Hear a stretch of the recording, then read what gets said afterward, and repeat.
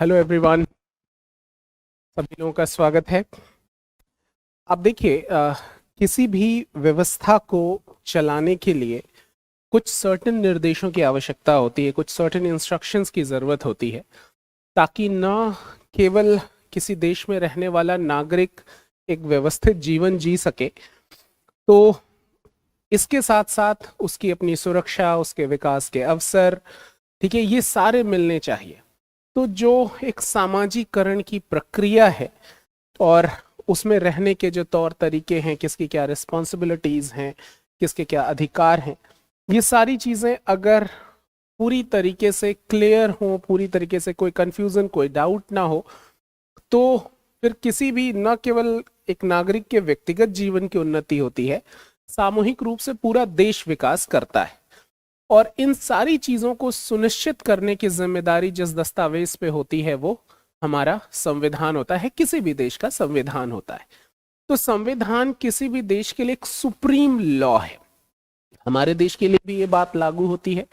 तो पूरा, न केवल वो हमारी अपनी संस्कृति, हमारी अपनी जो पॉसिबिलिटीज हैं, हमारे अपने विचार हैं, उन सब का आईना हमारा कॉन्स्टिट्यूशन होता है। तो इसके बारे में एक मोटी समझ हमने अपनी पिछली कक्षाओं में भी पढ़ा है।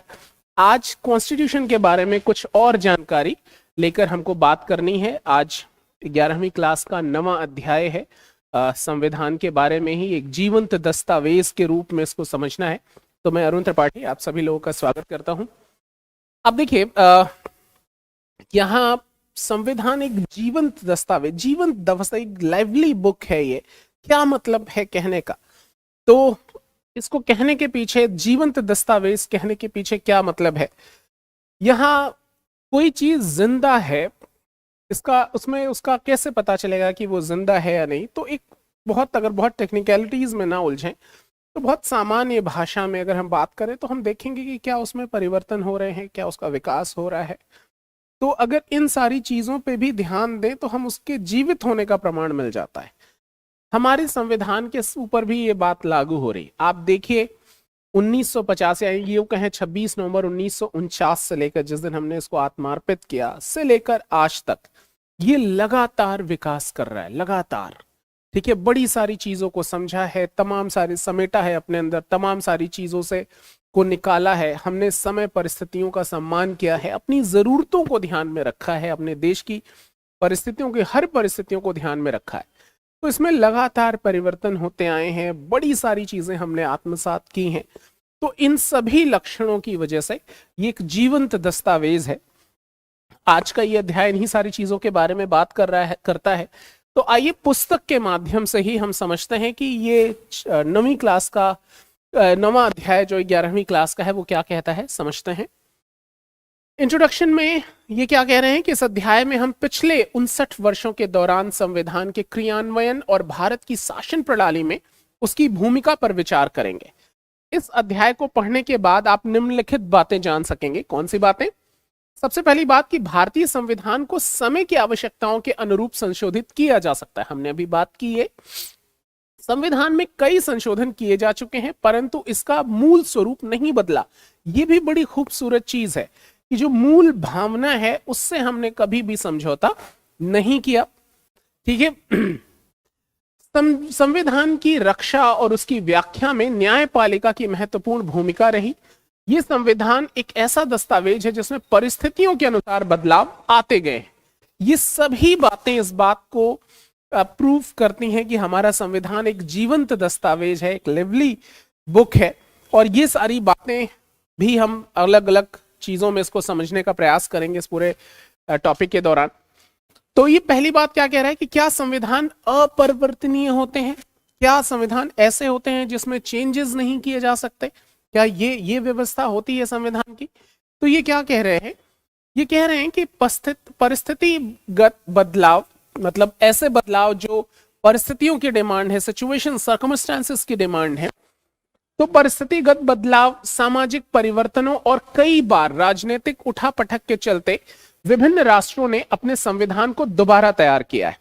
सोवियत संघ में 74 वर्षों के दौरान 1918, 1924, 1936 और 1977 में संविधान 4 बार बदला गया। सोचिए, कॉन्स्टिट्यूशन ही में बदलाव की जरूरत महसूस हुई इन देशों में जो अपने आप को बहुत प्रगतिशील होने का दावा कर रहे हैं।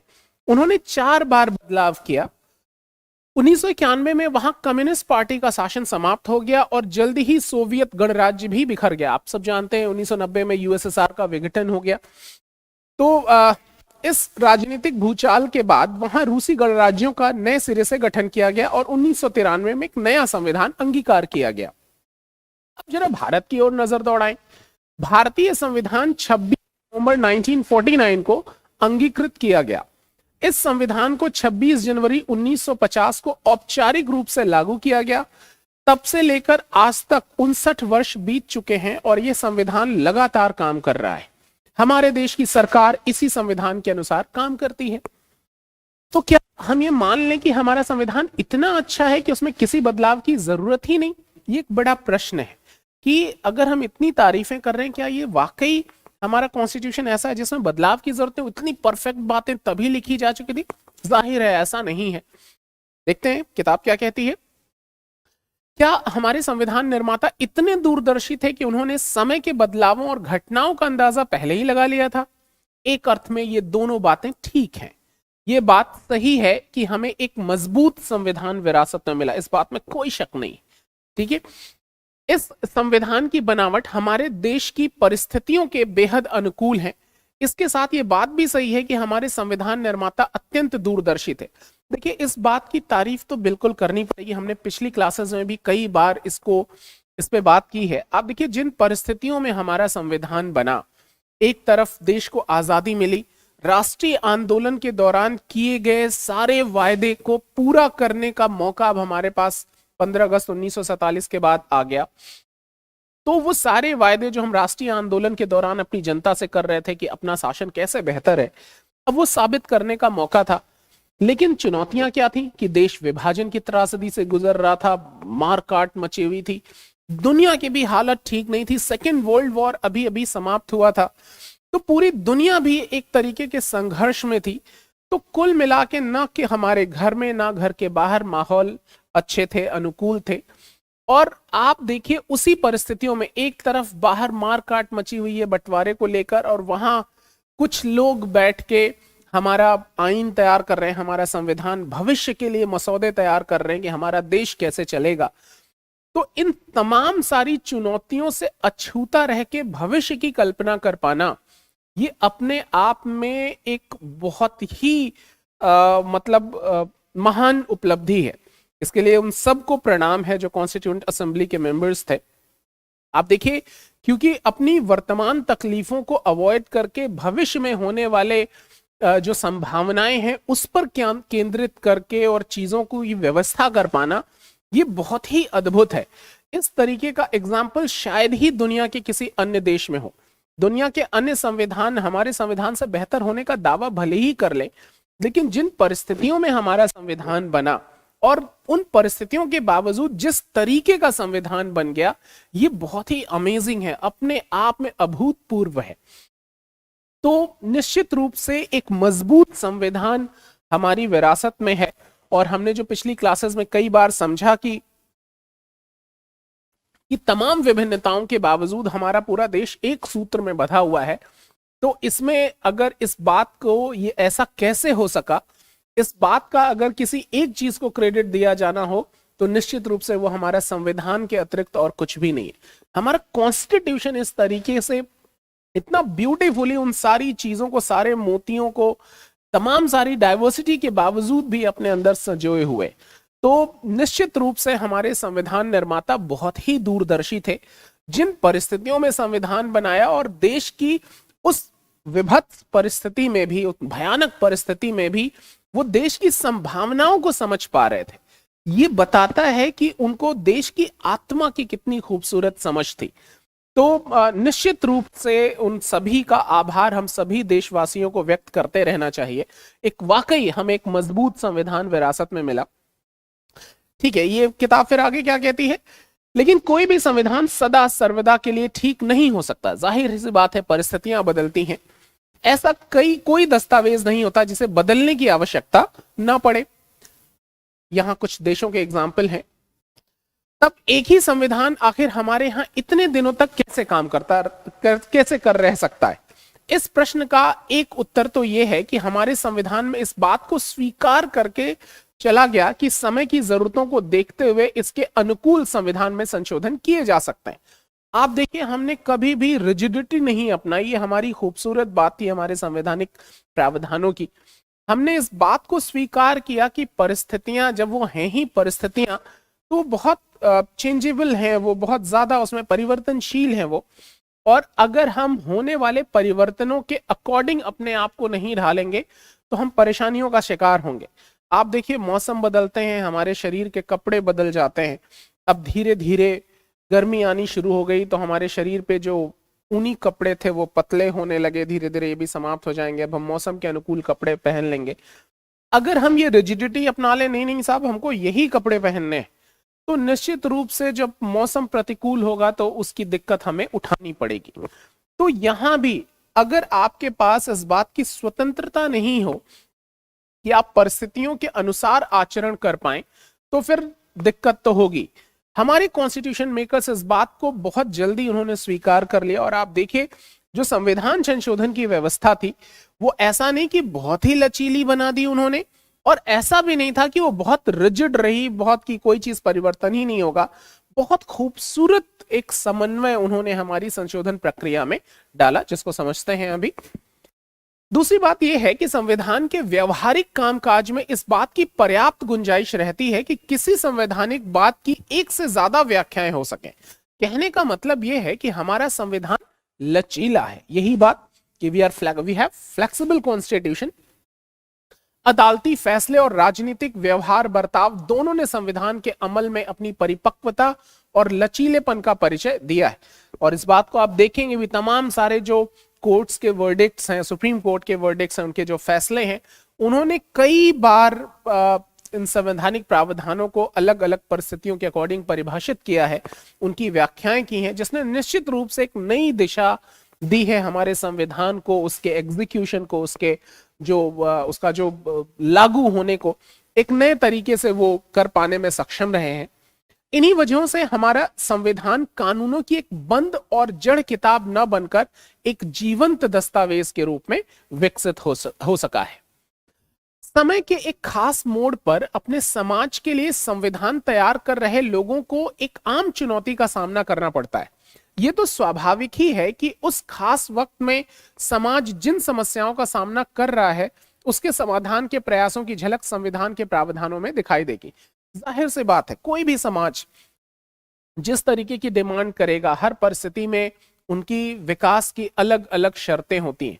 अगर हमारा सुप्रीम लॉ इस बात का सम्मान नहीं करेगा, उन परिस्थितियों की समझ पैदा नहीं करेगा, तो समाज में एक संघर्ष पैदा होगा। और फॉर्चुनेटली हमारे संविधान के पास ये पर्याप्त मात्रा में उनके पास ये मौके रहे कि उन परिस्थितियों को वो न केवल स्वीकार करें बल्कि उनकी अनुकूल परिस्थितियां बनाने में मदद करें, कानून बनाने में मदद करें। लेकिन संविधान को बनाते हुए इस बात का भी ध्यान रखना पड़ता है कि आगे आने वाले समय में वह सरकारों के कामकाज के लिए एक रूपरेखा प्रदान करे। इसलिए किसी भी संविधान को भविष्य में पैदा होने वाली चुनौतियों का समाधान प्रस्तुत करने में भी सक्षम होना चाहिए। जाहिर सी बात है कि जब भी आप कुछ तय करते हैं, मान लीजिए आप अपनी पढ़ाई की ही बात कर रहे हैं, तो आपको मालूम है कि आपका सिलेक्शन कैसे होगा, वो सिलेबस को कैसे कंप्लीट करना है।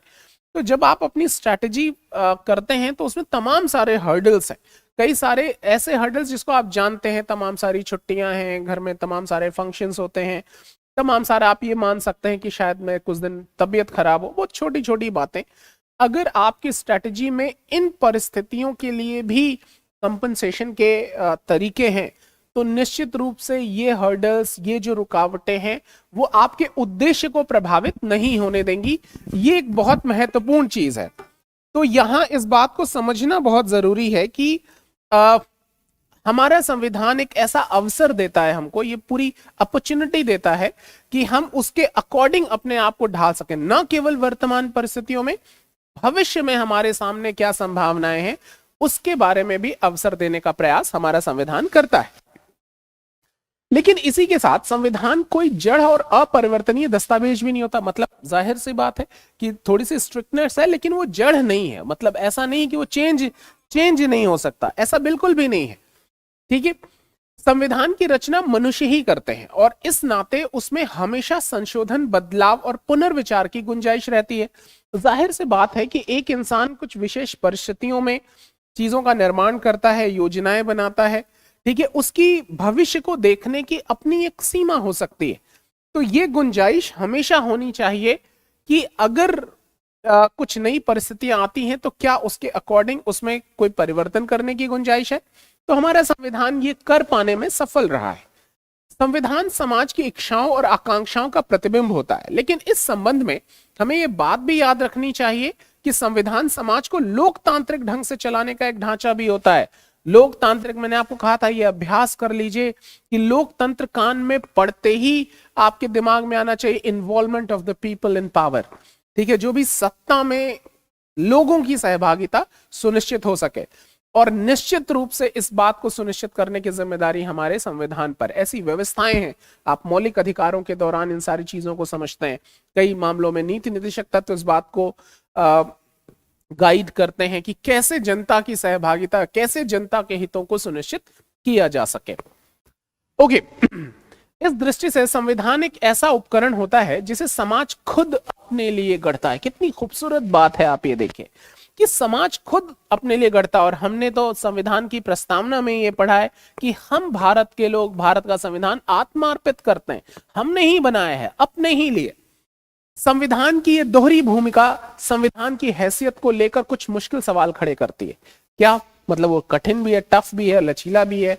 तो कठिन सवाल खड़े करती है, क्या संविधान इतना पवित्र दस्तावेज होता है कि उसमें कोई बदलाव नहीं किया जा सके।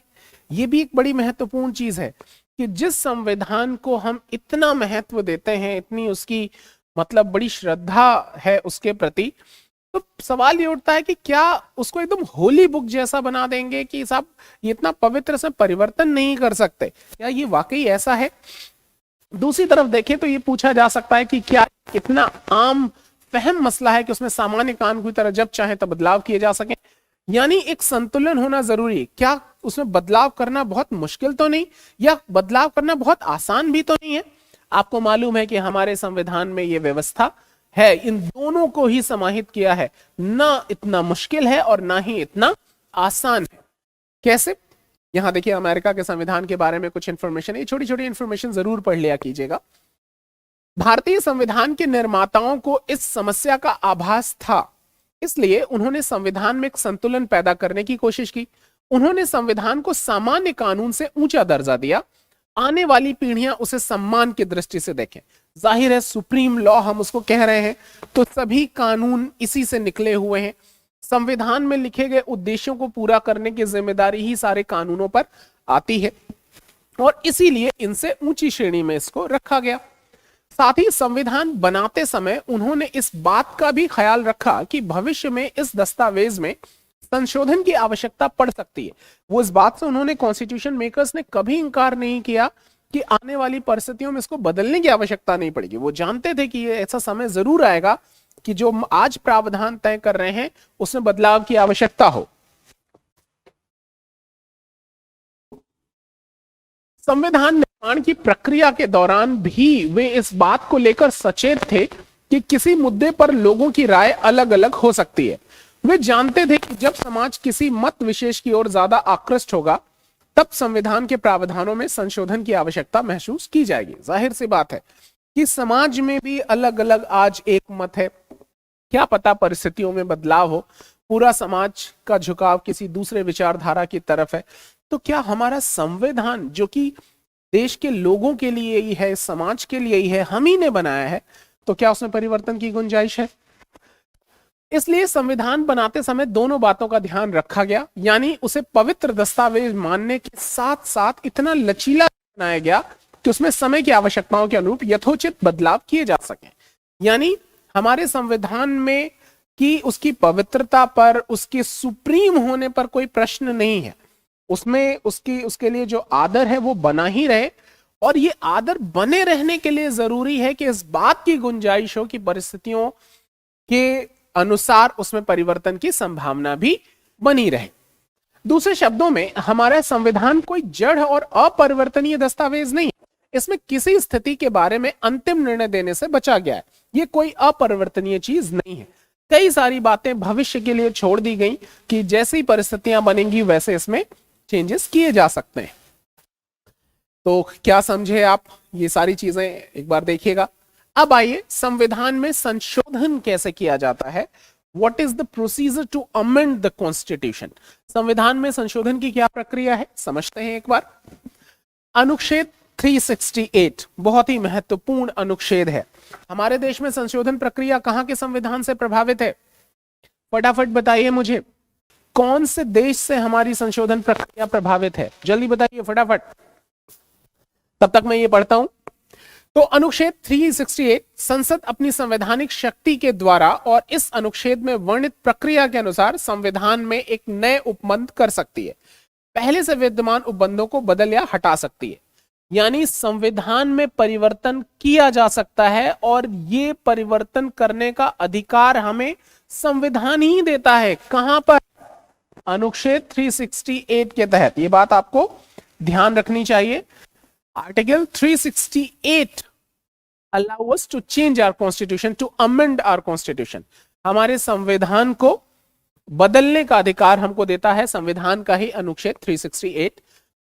मेरा प्रश्न है कि संशोधन प्रक्रिया किस देश से प्रभावित है? ओके, तो हम पहले ही कह चुके हैं कि हमारे संविधान निर्माता संविधान को एक संतुलित दस्तावेज बनाने के पक्षधर थे। संविधान को इतना लचीला होना ही चाहिए कि उसमें आवश्यकता के अनुसार बदलाव किए जा सकें, लेकिन साथ ही इसे अनावश्यक और अक्सर होने वाले बदलाव से बचाया जाना भी चाहिए। उसमें थोड़ी सी रिजिडिटी होनी जरूरी भी है। दूसरे शब्दों में संविधान निर्माता संविधान को एक ही साथ लचीला और कठोर बनाने के पक्ष में थे और ऐसा कर पाने में वो सफल भी रहे। यहां लचीले का मतलब है परिवर्तनों के प्रति खुली दृष्टि, यानी जो आवश्यक है वो वाकई शामिल किए जाने की आवश्यकता है। और कठोर का अर्थ है कि अनावश्यक परिवर्तनों को, ये नहीं कि चेंज करना है तो हर बात को लेके पहुंच गए कि आप इसको चेंज कर दीजिए। तो कठोर का अर्थ अनावश्यक परिवर्तनों के प्रति सख्त रवैया है। लचीला संविधान वह होता है जिसमें आसानी से संशोधन किया जा सके। जिन संविधानों में संशोधन करना बहुत मुश्किल होता है ऐसे संविधानों को कठोर कहा जाता है। भारतीय संविधान में इन दोनों ही तत्वों का समावेश किया गया है। ओके, संविधान निर्माता जानते थे कि संविधान में त्रुटियां हो सकती हैं। वे समझते थे कि संविधान पूरी तरीके से दोष मुक्त नहीं होता। वे संविधान को एक ऐसा रूप देना चाहते थे कि त्रुटि सामने आने पर उसका निवारण आसानी से किया जा सके। इस संविधान के कुछ प्रावधानों का स्वरूप अस्थायी था और इनके बारे में यह राय अपनाई गई कि नई संसद का गठन होने पर या बाद में इन प्रावधानों को हटा लिया जाएगा। हमारा संविधान एक संघीय राज्य व्यवस्था बनाने के पक्ष में था, इसलिए उसने ऐसे प्रावधान किए थे कि राज्यों की शक्ति को उनके सहमति के बिना नहीं हटाए जा सके। इसके कुछ पक्ष इतने केंद्रीय महत्व के थे कि संविधान निर्माता इन्हें संशोधन के दायरे से बाहर रखना चाहते थे। क्या मतलब, क्या समझा आपने? ये सारे छोटे छोटे फैक्ट्स हैं जो आप लोगों को पता होने चाहिए। अब यहां इस बात को क्या क्या समझा आपने कि अभी हमने क्या पढ़ा? यहां पर हमने ये पढ़ा कि इस बात का ख्याल रखा गया हमारा कॉन्स्टिट्यूशन बनते वक्त की जो फेडरल सिस्टम है हमारा, हमने फेडरल सिस्टम के महत्व को पढ़ा है पिछली क्लासेस में। आप में से जिन लोगों ने नहीं देखा वो जरूर देख लें एक बार। तो फेडरल सिस्टम की हमारा जो केंद्र राज्य संबंध है वो बना रहे, जो स्ट्रक्चर है हमारी संघीय व्यवस्था का वो बना रहे।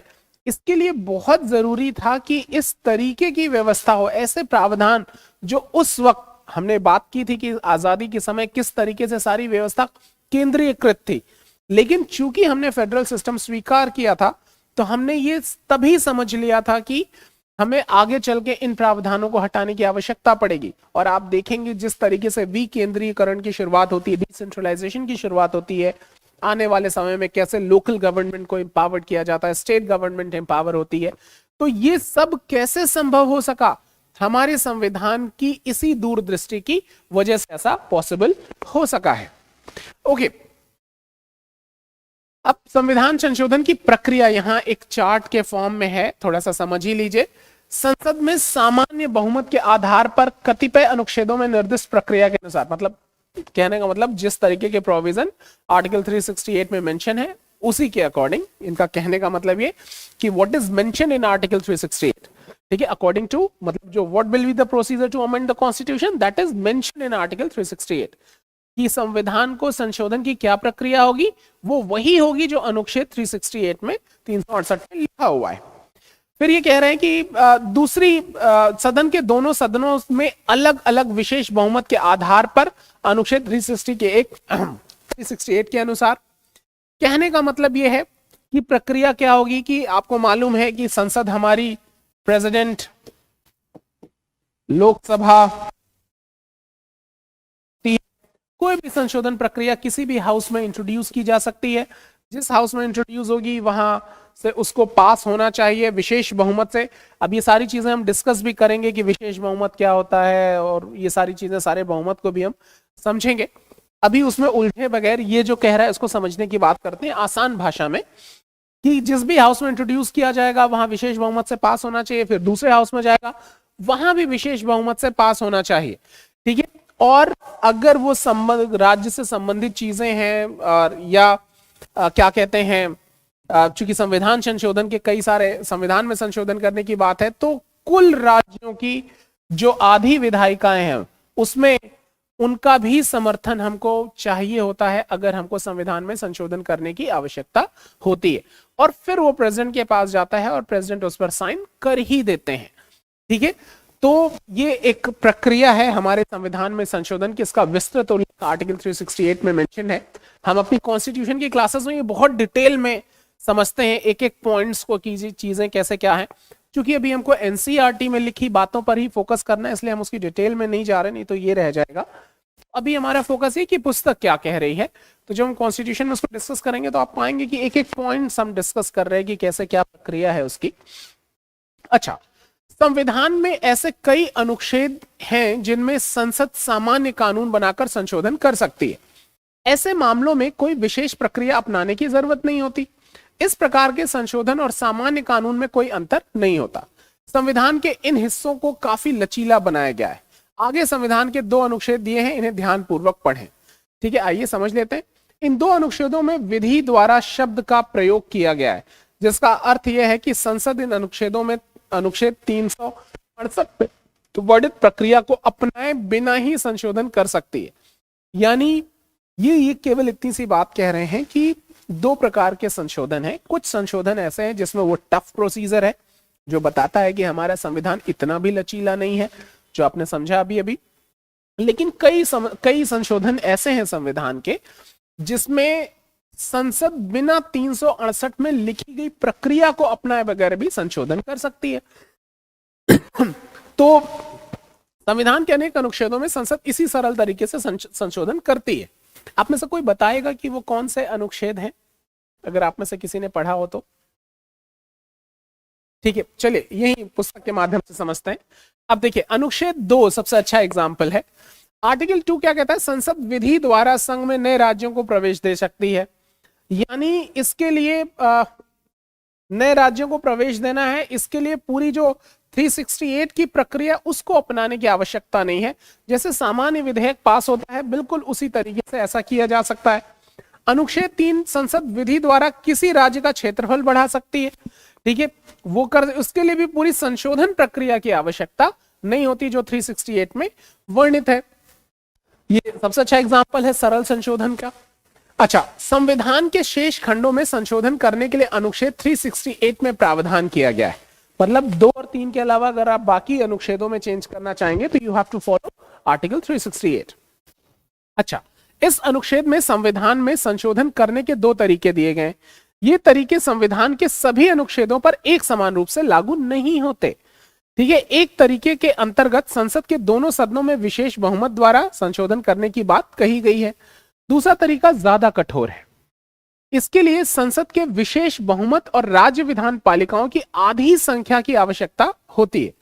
कहने का मतलब यहां 2 तरीके का जो उल्लेख है वो क्या है कि एक तरीका तो ये है कि संसद में ही मतलब लोकसभा राज्यसभा में उसको विशेष बहुमत से पास कर दिया जाए, और विशेष बहुमत से पास हो गया, राष्ट्रपति उस पर साइन कर देंगे, संशोधन हो गया। कुछ ऐसे महत्व की चीजें, महत्वपूर्ण चीजें होती हैं, अगर उनमें संशोधन करना है तो संसद से विशेष बहुमत से पास होना तो अनिवार्य है ही, साथ में जो राज्य विधानमंडल है उनकी भी सहमति की आवश्यकता होगी। उनकी सहमति मतलब आधी, कम से कम आधी विधानमंडल की अगर सहमति नहीं मिली तो संशोधन वो मान्य नहीं होगा, वो थोड़ा सा और रिजिड हो जाता है। ठीक है, इसी प्रकार संसद का कुछ मामलों में राज्य विधान पालिकाओं में संशोधन पारित होने के पश्चात इस संशोधन को पुष्ट करने के लिए किसी प्रकार के जनमत संग्रह की आवश्यकता नहीं होती। अगर चूंकि हमारे यहाँ रिप्रेजेंटेशन के अकॉर्डिंग काम होता है, तो अगर वो राज्य विधान मंडलों में पारित हो गया तो हमको अलग से क्या कहते हैं, जो जनमत संग्रह है उसकी आवश्यकता नहीं पड़ेगी। अन्य सभी विधेयकों की तरह संशोधन विधेयक को भी राष्ट्रपति के अनुमोदन के लिए भेजा जाता है, परंतु इस मामले में राष्ट्रपति को पुनर्विचार करने का अधिकार नहीं है। आप पढ़ेंगे, जब राष्ट्रपति पढ़ेंगे और आर्टिकल 111 पढ़ेंगे, आर्टिकल 111, तो आर्टिकल 111 प्रेसिडेंट को ये अथॉरिटी देता है, ये राइट देता है कि कोई भी विधेयक लोकसभा राज्यसभा से पास होकर अगर उनके पास गया तो क्या कर सकते हैं, वो या तो साइन कर सकते हैं, साइन कर दिया बात ही खत्म, कानून बन जाएगा। दूसरा काम वो क्या कर सकते हैं, वो उस बिल को होल्ड कर सकते हैं, रोक के रख सकते हैं, मतलब ये उनका तरीका है मना करने का, मतलब he can deny that bill. ठीक है, जिसको आप कहते हैं साहब ये एब्सोल्यूट वीटो इस्तेमाल कर लिया उन्होंने। तीसरा वो क्या कर सकते हैं कि साहब वो पुनर्विचार के लिए संसद के पास भेज सकते हैं, एक बार रिव्यू के लिए, कि संसद के पास भेज देंगे कि आप इसमें पुनर्विचार कीजिए, हम मुझे लगता है कि कुछ चीजें इसमें चेंज करने की आवश्यकता है। सामान्य विधेयकों के संबंध में ऐसे अधिकार है राष्ट्रपति के पास आर्टिकल 111 के तहत, तो पुनर्विचार के लिए भेज सकता है। संसद ने अगर उनके अकॉर्डिंग चेंजेस कर दिए तो भी ठीक, नहीं किए तो भी राष्ट्रपति फिर साइन करने के लिए बाध्य होंगे जब उनके पास दोबारा लौटेगा। लेकिन अगर ऐसा कोई प्रपोजल जो संविधान में संशोधन का है वो दोनों हाउसेस से पास होकर प्रेसिडेंट के पास फाइनल अप्रूवल के लिए जाता है, तो president can not use his suspension veto, वो पुनर्विचार के लिए वापस नहीं भेज सकते संसद को। ठीक है, कई सारी किताबें आपको मिलती हैं कि राष्ट्रपति उस पर साइन करने के लिए बाध्य नहीं है, वो साइन कर ही देते हैं। ठीक है, अच्छा, हमारे संविधान में इन जटिलताओं, मतलब ये क्या कहते हैं, इन बातों से पता चलता है कि संशोधन की प्रक्रिया कितनी कठोर और कितनी जटिल हो सकती है। हमारे संविधान में इन जटिलताओं से बचा गया है, इसमें हमारे यहाँ संशोधन की प्रक्रिया अपेक्षाकृत सरल हो गई है। लेकिन यहाँ एक महत्वपूर्ण तथ्य पर ध्यान दिया जाना चाहिए, संशोधन के प्रश्न पर अंतिम राय जनता के निर्वाचित प्रतिनिधियों की होती है। ध्यान रखिएगा इस बात को कि जो भी संशोधन कर रहा है वो असल में कौन रहा है, member of parliaments, who are they, कौन है ये। ठीक है, कहां से आते हैं, हमारे ही आपके प्रतिनिधि हैं, हम ही आप चुनकर उनको भेजते हैं। तो एक तरीके से अप्रत्यक्ष रूप से ही सही, जनता की इन्वॉल्वमेंट से ही जनता का बनाया गया संविधान परिवर्तित हो सकता है। इसका अर्थ यह है कि संशोधन की प्रक्रिया का आधार निर्वाचित प्रतिनिधियों संसदीय प्रभुता में निहित है। इसका दूसरा अर्थ, ये सारे स्टेटमेंट में बार बार कहता हूं कि एनसीईआरटी के जो स्टेटमेंट है वो आपके प्रीलिम्स के क्वेश्चंस में बहुत आते हैं और कई बार इतने मुश्किल लगते हैं लोगों को अगर आप गो थ्रू नहीं होते हैं इससे। तो इसीलिए मैं कोशिश ये कर रहा हूं कि लाइन बाय लाइन आपकी एनसीईआरटी को पढ़ा जाए ताकि इस तरीके के स्टेटमेंट भी आप क्लियर करते चलें। कई बार ऐसे ही स्टेटमेंट दे देता है कि संशोधन की प्रक्रिया का आधार निर्वाचित प्रतिनिधियों में निहित है। ठीक है, तो इसमें सही है, गलत है, क्या है, इस तरीके के प्रश्न आते हैं। मेंस में इस तरीके के क्वेश्चन आ जाते हैं कि अपनी टिप्पणी कीजिए, कमेंट कीजिए। तो बहुत जरूरी है कि आप इन सब चीजों को समझें। अब आइए, विशेष बहुमत पुस्तक ही समझा रही है कि क्या है विशेष बहुमत का मतलब। चुनाव, कार्यपालिका और न्यायपालिका से संबंधित अध्यायों में हम उन प्रावधानों का अध्ययन कर चुके हैं जिनमें संशोधन करने के लिए विशेष बहुमत की आवश्यकता होती है, हमने चर्चा की भी है। एक बार पुनः याद करें कि विशेष बहुमत का अर्थ क्या होता है। सामान्यतः विधायिका में किसी प्रस्ताव या विधेयक को पारित करने के लिए सदन में उपस्थित सदस्यों के साधारण बहुमत की आवश्यकता होती है। ठीक है, मतलब अगर कोई जनरली कोई प्रपोजल आ गया तो साधारण बहुमत यानी जो भी उपस्थित सदस्य हैं उनका बहुमत से हो जाता है। कल्पना करें कि सदन में 247 सदस्य उपस्थित हैं, ये सभी सदस्य एक विधेयक पर मतदान करते हैं। अगर इन सदस्यों में कम से कम 124 सदस्य विधेयक के पक्ष में मतदान करते हैं तो इस विधेयक को पारित माना जाएगा। लेकिन संशोधन विधेयक पर यह बात लागू नहीं होती। नॉर्मली क्या होगा कि जो उपस्थित है उसका बहुमत ने जिसको फाइनल किया वो मान्य हो जाएगा। लेकिन अगर बात कॉन्स्टिट्यूशनल अमेंडमेंट की है तो ये बात नहीं होगी कि उपस्थित सदस्यों का बहुमत। अब क्या होगा, ठीक है, ये क्या कहती है पुस्तक, संविधान में संशोधन करने के लिए दो प्रकार के विशेष बहुमत की आवश्यकता होती है। दो प्रकार की कौन कौन सी, समझते हैं इसी पुस्तक के माध्यम से ही। सबसे पहले, संशोधन विधेयक के पक्ष में मतदान करने वाले सदस्यों की संख्या सदन के कुल सदस्यों की संख्या की कम से कम आधी होनी चाहिए। यानी पहली शर्त क्या है कि अब जैसे लोकसभा में मान लीजिए 543 सदस्य हैं तो उसका आधा एटलीस्ट होना चाहिए, ठीक है। अच्छा, दूसरे संशोधन का समर्थन करने वाले सदस्यों की संख्या मतदान में भाग, मतलब एक तो ये है, ठीक है। दूसरा कि संशोधन का समर्थन करने वाले सदस्यों की संख्या मतदान में भाग लेने वाले सभी सदस्यों का 2/3, यानी वो मेंबर्स जो वोट कर रहे हैं उनका 2/3 एटलीस्ट अगर किसी को वोट मिल रहा है, समर्थन कर रहा है, तब जाके वो मान्य होगा। संशोधन विधेयक को संसद के दोनों सदनों में स्वतंत्र रूप से पारित करने की आवश्यकता होती है। मतलब अगर मान लीजिए लोकसभा में इंट्रोड्यूस किया गया तो पहले लोकसभा में इस विधि से होगा, फिर इसी विधि से वो राज्यसभा में होगा। दोनों ही सदनों से अलग अलग पास होना जरूरी है। कोई भी संशोधन विधेयक विशेष बहुमत के बिना पारित नहीं किया जा सकता, ये अनिवार्य शर्त है, ठीक है। इस तरीके के भी स्टेटमेंट प्रीलिम्स में आ सकते हैं कि संविधान संशोधन के संदर्भ में सत्य कथन छांटिए, उसमें एक लाइन ये भी दे सकता है। तो आपको मालूम है कि ऐसा नहीं किया जा सकता, दोनों सदनों से पास होना जरूरी है, विशेष बहुमत से पास होना जरूरी है। आखिर विशेष बहुमत का क्या औचित्य है? Question is why this special majority, क्यों चाहिए हमें? लोकसभा में 545 सदस्य होते हैं। इन 545, मैंने आपको 543 बताया, आप बिल्कुल कंफ्यूज मत होइएगा। इसमें 2 लोग वो एंग्लो इंडियन कम्युनिटी के भी हैं, है ना। लेकिन आपको मालूम है 2019 से एंग्लो इंडियन कम्युनिटी का जो 2 लोग नामित करते थे राष्ट्रपति, इस प्रक्रिया को समाप्त किया जा चुका है। हालांकि इसका ऑफिशियल डिक्लेरेशन आना बाकी है, लेकिन ये समाप्त हो चुका है। खैर, जो किताब में लिखा हुआ है हम उसके माध्यम से समझते हैं ताकि आप डाटा में फंसे बगैर बात को समझ पाएं। तो 245 सदस्य होते हैं, अतः किसी भी संशोधन विधेयक का समर्थन करने के लिए 273 सदस्यों की आवश्यकता होती है। अब आप इसका आधा करने के लिए ऐसा नहीं कि आदमी काटने लगेगा, ठीक है। 273 सदस्यों की आवश्यकता होती है। अगर मतदान के समय 300 सदस्य मौजूद हों, अब यहां ध्यान से समझने की बात है, 300 सदस्य मौजूद हों तो विधेयक पारित करने के लिए 273 सदस्यों के समर्थन की आवश्यकता होगी, ठीक है। लेकिन कल्पना करें कि लोकसभा के 400 सदस्यों ने किसी विधेयक पर होने वाले मतदान में भाग लिया है। इस विधेयक को पारित करने के लिए कितने सदस्यों के समर्थन की आवश्यकता होगी? इसके अलावा संशोधन विधेयक को संसद के दोनों सदनों में विशेष बहुमत के साथ स्वतंत्र रूप से पारित किया जाना चाहिए। इसका अर्थ यह है कि जब तक प्रस्तावित विधेयक पर पर्याप्त सहमति न बन जाए तब तक उसके पारित नहीं किया जा सकता। अब ये सारी कहानी, वही बात दोबारा क्या हो गया, एक बार फिर से समझ लीजिए। क्वेश्चन था why we need special majority to amend the constitution. बिना इन सारी टेक्निकलिटीज में फंसे हुए आसान भाषा में एक लाइन में समझिए। ये जो स्पेशल मेजॉरिटी है, इसके माध्यम से संसद के सदस्यों का बहुमत, मतलब बड़ी संख्या में संसद के सदस्यों के शामिल होने की आवश्यकता होती है। प्रक्रिया ही ऐसी बना दी गई है कि ज्यादा से ज्यादा member of parliament will participate to amend the constitution. Why this is so? क्योंकि constitution is a book that is made by the people of this country. हम भारत के लोगों ने ही बनाया है, और उसको अगर कोई चेंज कर सकता है तो वो कौन करेगा? हम भारत के लोग ही करेंगे। कैसे करेंगे? हमने अपने प्रतिनिधियों के माध्यम से बनाया था, अपने प्रतिनिधियों के माध्यम से चेंज करेंगे। तो चेंज करने में भारत की जनता की सहभागिता को सुनिश्चित किया जा सके, ये होगा ही नहीं अगर जनता के प्रतिनिधि के रूप में उनकी सहभागिता नहीं होगी। तो प्रक्रिया ऐसी बनाने की आवश्यकता है जिसमें ज्यादा से ज्यादा मेंबर ऑफ पार्लियामेंट को इन्वॉल्व किया जा सके। केवल यही एक कारण है जिसकी वजह से संविधान संशोधन में विशेष बहुमत की प्रक्रिया को शामिल किया गया। Got it?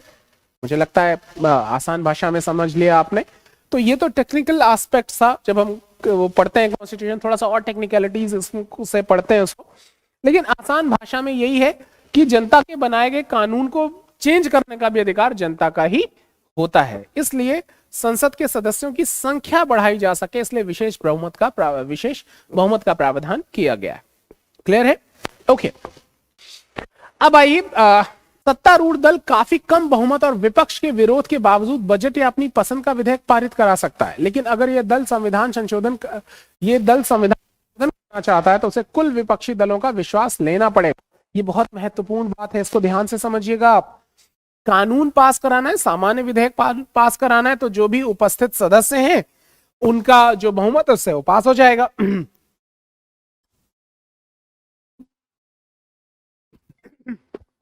तो जो भी उपस्थित सदस्य उनके बहुमत से तो ये पास हो जाएगा।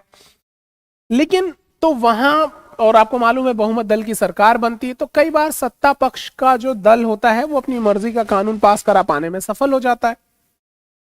तो ये सामान्य विधेयक में तो ठीक है, लेकिन संविधान संशोधन, फिर वही चीज कि संविधान संशोधन करने में अगर वो सत्तारूढ़ दल जो सत्ता पे जिसका कब्जा है जिस दल का, वो भी अगर अपनी मर्जी से संविधान में संशोधन करना चाहे, अब ऐसा करने में उसको दिक्कत होगी, क्योंकि प्रक्रिया ही ऐसी है कि उसमें उसको बाकी विपक्ष के लोगों को भी इन्वॉल्व करना अनिवार्य होगा, क्योंकि वो संख्या ही नहीं हो पाएगी जब तक वो सारे मेंबर्स इन्वॉल्व नहीं होंगे।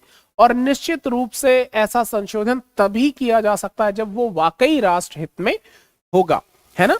तो ये वजह भी है कि स्पेशल मेजॉरिटी यहां मेंशन की गई है। ठीक है, तो इस तरीके से संशोधन प्रक्रिया के पीछे बुनियादी भावना यह है कि उसमें राजनीतिक दलों और सांसदों की व्यापक भागीदारी होनी चाहिए। क्लियर है बात? ओके। यहाँ कमेंट है अम्बेडकर जी का। इन लोगों के कमेंट इतने अप्रोप्रिएट होते हैं ना, मतलब मैं आपको जरूर सजेस्ट करूंगा कि जो भी खास करके कॉन्स्टिट्यूएंट असेंबली के मेंबर्स थे, उनके कमेंट्स को आप जरूर पढ़ा कीजिए। ये छोटी छोटी बातों में बहुत गहरी बात कर देते हैं, छोटे छोटे स्टेटमेंट्स में बहुत अच्छी अच्छी बातें कर देते हैं, आपकी कई सारी समझ को क्लियर करने में बहुत मदद करेगी। तो जरूर एक बार वो एक रीडिंग उसकी ले लीजिएगा। अच्छा, राज्यों द्वारा अनुमोदन। अब ये क्या है कि मतलब संशोधन पास तो हो गया पार्लियामेंट से, अब राज्यों से भी उनकी एक्सेप्टेंस चाहिए, उनकी स्वीकृति चाहिए, यानी जो प्रपोजल जो यहां से हो गया अब उसका अनुमोदन करना चाहिए, उसको स्वीकार करना चाहिए राज्यों से भी। वो क्या है वो समझ लेते हैं। संविधान के कुछ अनुच्छेदों में संशोधन करने के लिए विशेष बहुमत पर्याप्त नहीं होता, है ना, हमने ये बात अभी की भी। राज्यों और केंद्र सरकार के बीच शक्तियों के वितरण से संबंधित या जन प्रतिनिधित्व से संबंधित अनुच्छेदों में संशोधन करने के लिए राज्यों से परामर्श करना और उनकी सहमति प्राप्त करना आवश्यक होता है। यानी वो सारे अनुच्छेद जो केंद्र और राज्य के संबंधों को निर्धारित करने के लिए अनिवार्य है, चाहे वो टैक्स संबंधित हो, चाहे वो एग्जीक्यूटिव या लेजिस्लेटिव पावर से रिलेटेड आर्टिकल्स हो। कॉन्स्टिट्यूशन में अलग अलग आर्टिकल्स हैं, हम इसको डिटेल में डिस्कस करेंगे। तो वो सारे अनुच्छेद जो केंद्र राज्य संबंधों को निर्धारित करने में, उसको व्यवस्थित करने के लिए जिम्मेदार है, अगर उसमें परिवर्तन करने की आवश्यकता हुई कभी, तो वो केवल संसद से पास करके बात नहीं बनेगी, उसके लिए राज्य विधान मंडलों का भी अनुमोदन लेना आवश्यक होगा। इसके पीछे हमने संविधान की संघीय प्रकृति के बारे में अध्ययन किया है, और ये हमने समझा भी है, पिछली क्लास में हमने पढ़ा था कि हमारी चूंकि जो फेडरल नेचर है वो हमारी विभिन्नताओं को समेटे हुए है, तो अगर ये स्थिति नहीं रहेगी, वो स्टेट गवर्नमेंट का जो स्टेट लेजिस्लेचर है उनकी इन्वॉल्वमेंट नहीं रखेंगे इन सारे इस तरीके के अमेंडमेंट प्रोसीजर में, तो जो फेडरल स्ट्रक्चर है उसको चोट पहुंचेगी, है ना। तो यही वजह है, इसी बात को सुनिश्चित करने के लिए कि जो संघीय ढांचा है हमारा, जो फेडरल स्ट्रक्चर है, वो बना ही तब रहेगा जब राज्य विधान मंडलों को भी शामिल किया जाए, कम से कम उन मामलों में जो उन राज्यों से संबंधित है। तो ये इन्वॉल्व करके हम वो फेडरल स्ट्रक्चर को बचा पाते हैं। ठीक है, इस अर्थ में ये कहा जा सकता है कि संविधान के कुछ हिस्सों के बारे में राजनीति से एक व्यापक सहमति की अपेक्षा की जाती है। इस प्रावधान में राज्यों के अधिकारों को भी जगह दी गई है। इसके अंतर्गत राज्यों को संशोधन की प्रक्रिया में भाग लेने का अधिकार दिया गया। वही बात कि जब उनकी इन्वॉल्वमेंट होगी तो वो अपने हितों को ज्यादा अच्छे तरीके से एक्सप्रेस कर पाएंगे, और ये लोकतांत्रिक व्यवस्था को मजबूत करने के लिए और भी आवश्यक है। उल्लेखनीय है कि संशोधन की प्रक्रिया कठोर होने के बावजूद उसे फिर भी काफी हद तक लचीला बनाया गया है। हम देख सकते हैं कि संशोधन के लिए केवल आधे राज्यों के अनुमोदन और राज्य विधान पालिकाओं के साधारण बहुमत की आवश्यकता होती है। मतलब कि ये तो व्यवस्था कर दी गई कि भाई अगर संसद ने पास कर दिया है तो आपको राज्य विधानमंडलों की सहमति भी चाहिए। तो इस प्रक्रिया से ये तो हो गया कि ये इतना आसान नहीं है, इट्स अ टफ प्रोसीजर। आपके जो प्रक्रिया है वही बहुत टफ है, उन आधे राज्यों मतलब वो आधे राज्यों को मनाना पड़ेगा। लेकिन लचीला भी यही कर दिया कि वो संख्या ज्यादा नहीं, कहा कि आधे राज्य भी, अगर देश के आधे राज्य भी संशोधन से एग्री करते हैं तो वो संशोधन मान लिया जाएगा। तो इस तरीके से ये जो संख्या निर्धारित कर दी कि 50% state will, if 50% state will agree, संशोधन जो भी अमेंडमेंट है दैट शुड बी अप्रूव्ड, वो अपने आप मान लिया जाएगा कि वो अप्रूव्ड है। अच्छा, इस प्रकार देखा जा सकता है कि शर्तों की कठोरता के बावजूद संशोधन करने की प्रक्रिया अव्यवहारिक नहीं है। वाकई बात सही है ये। संक्षेप में, भारतीय संविधान में संशोधन करने के लिए व्यापक बहुमत की आवश्यकता पड़ती है। इस प्रक्रिया में राज्यों को सीमित भूमिका दी गई है।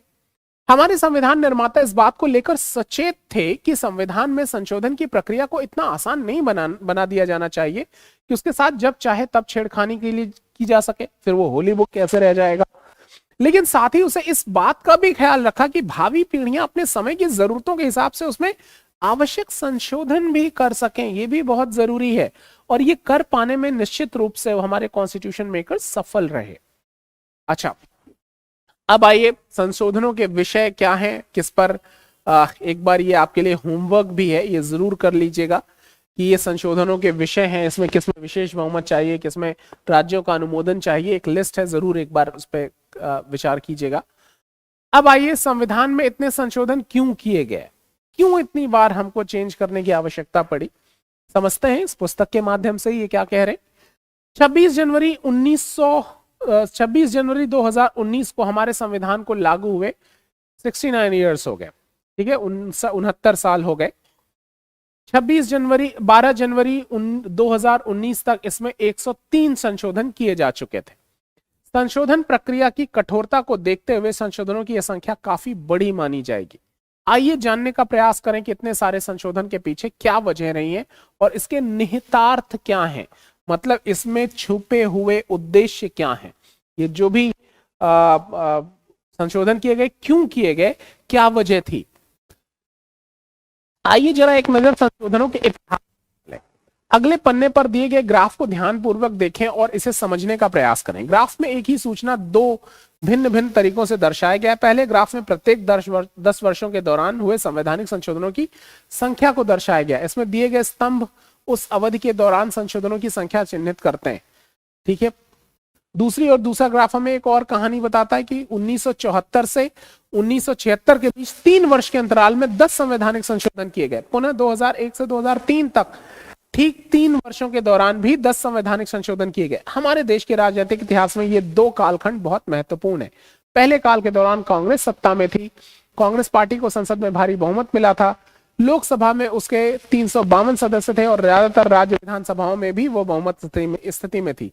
दूसरी ओर 2001 से 2003 के बीच का काल गठबंधन की राजनीति का काल माना जाता है। ये एक ऐसा काल भी था जिसमें विभिन्न राज्यों में अलग अलग दलों की सरकारें काम कर रही थी। इस काल की एक अन्य विशेषता भाजपा और इसके विरोधी दलों के बीच कटु प्रतिद्वंदिता थी, लेकिन इस काल में 10 संशोधन किए गए।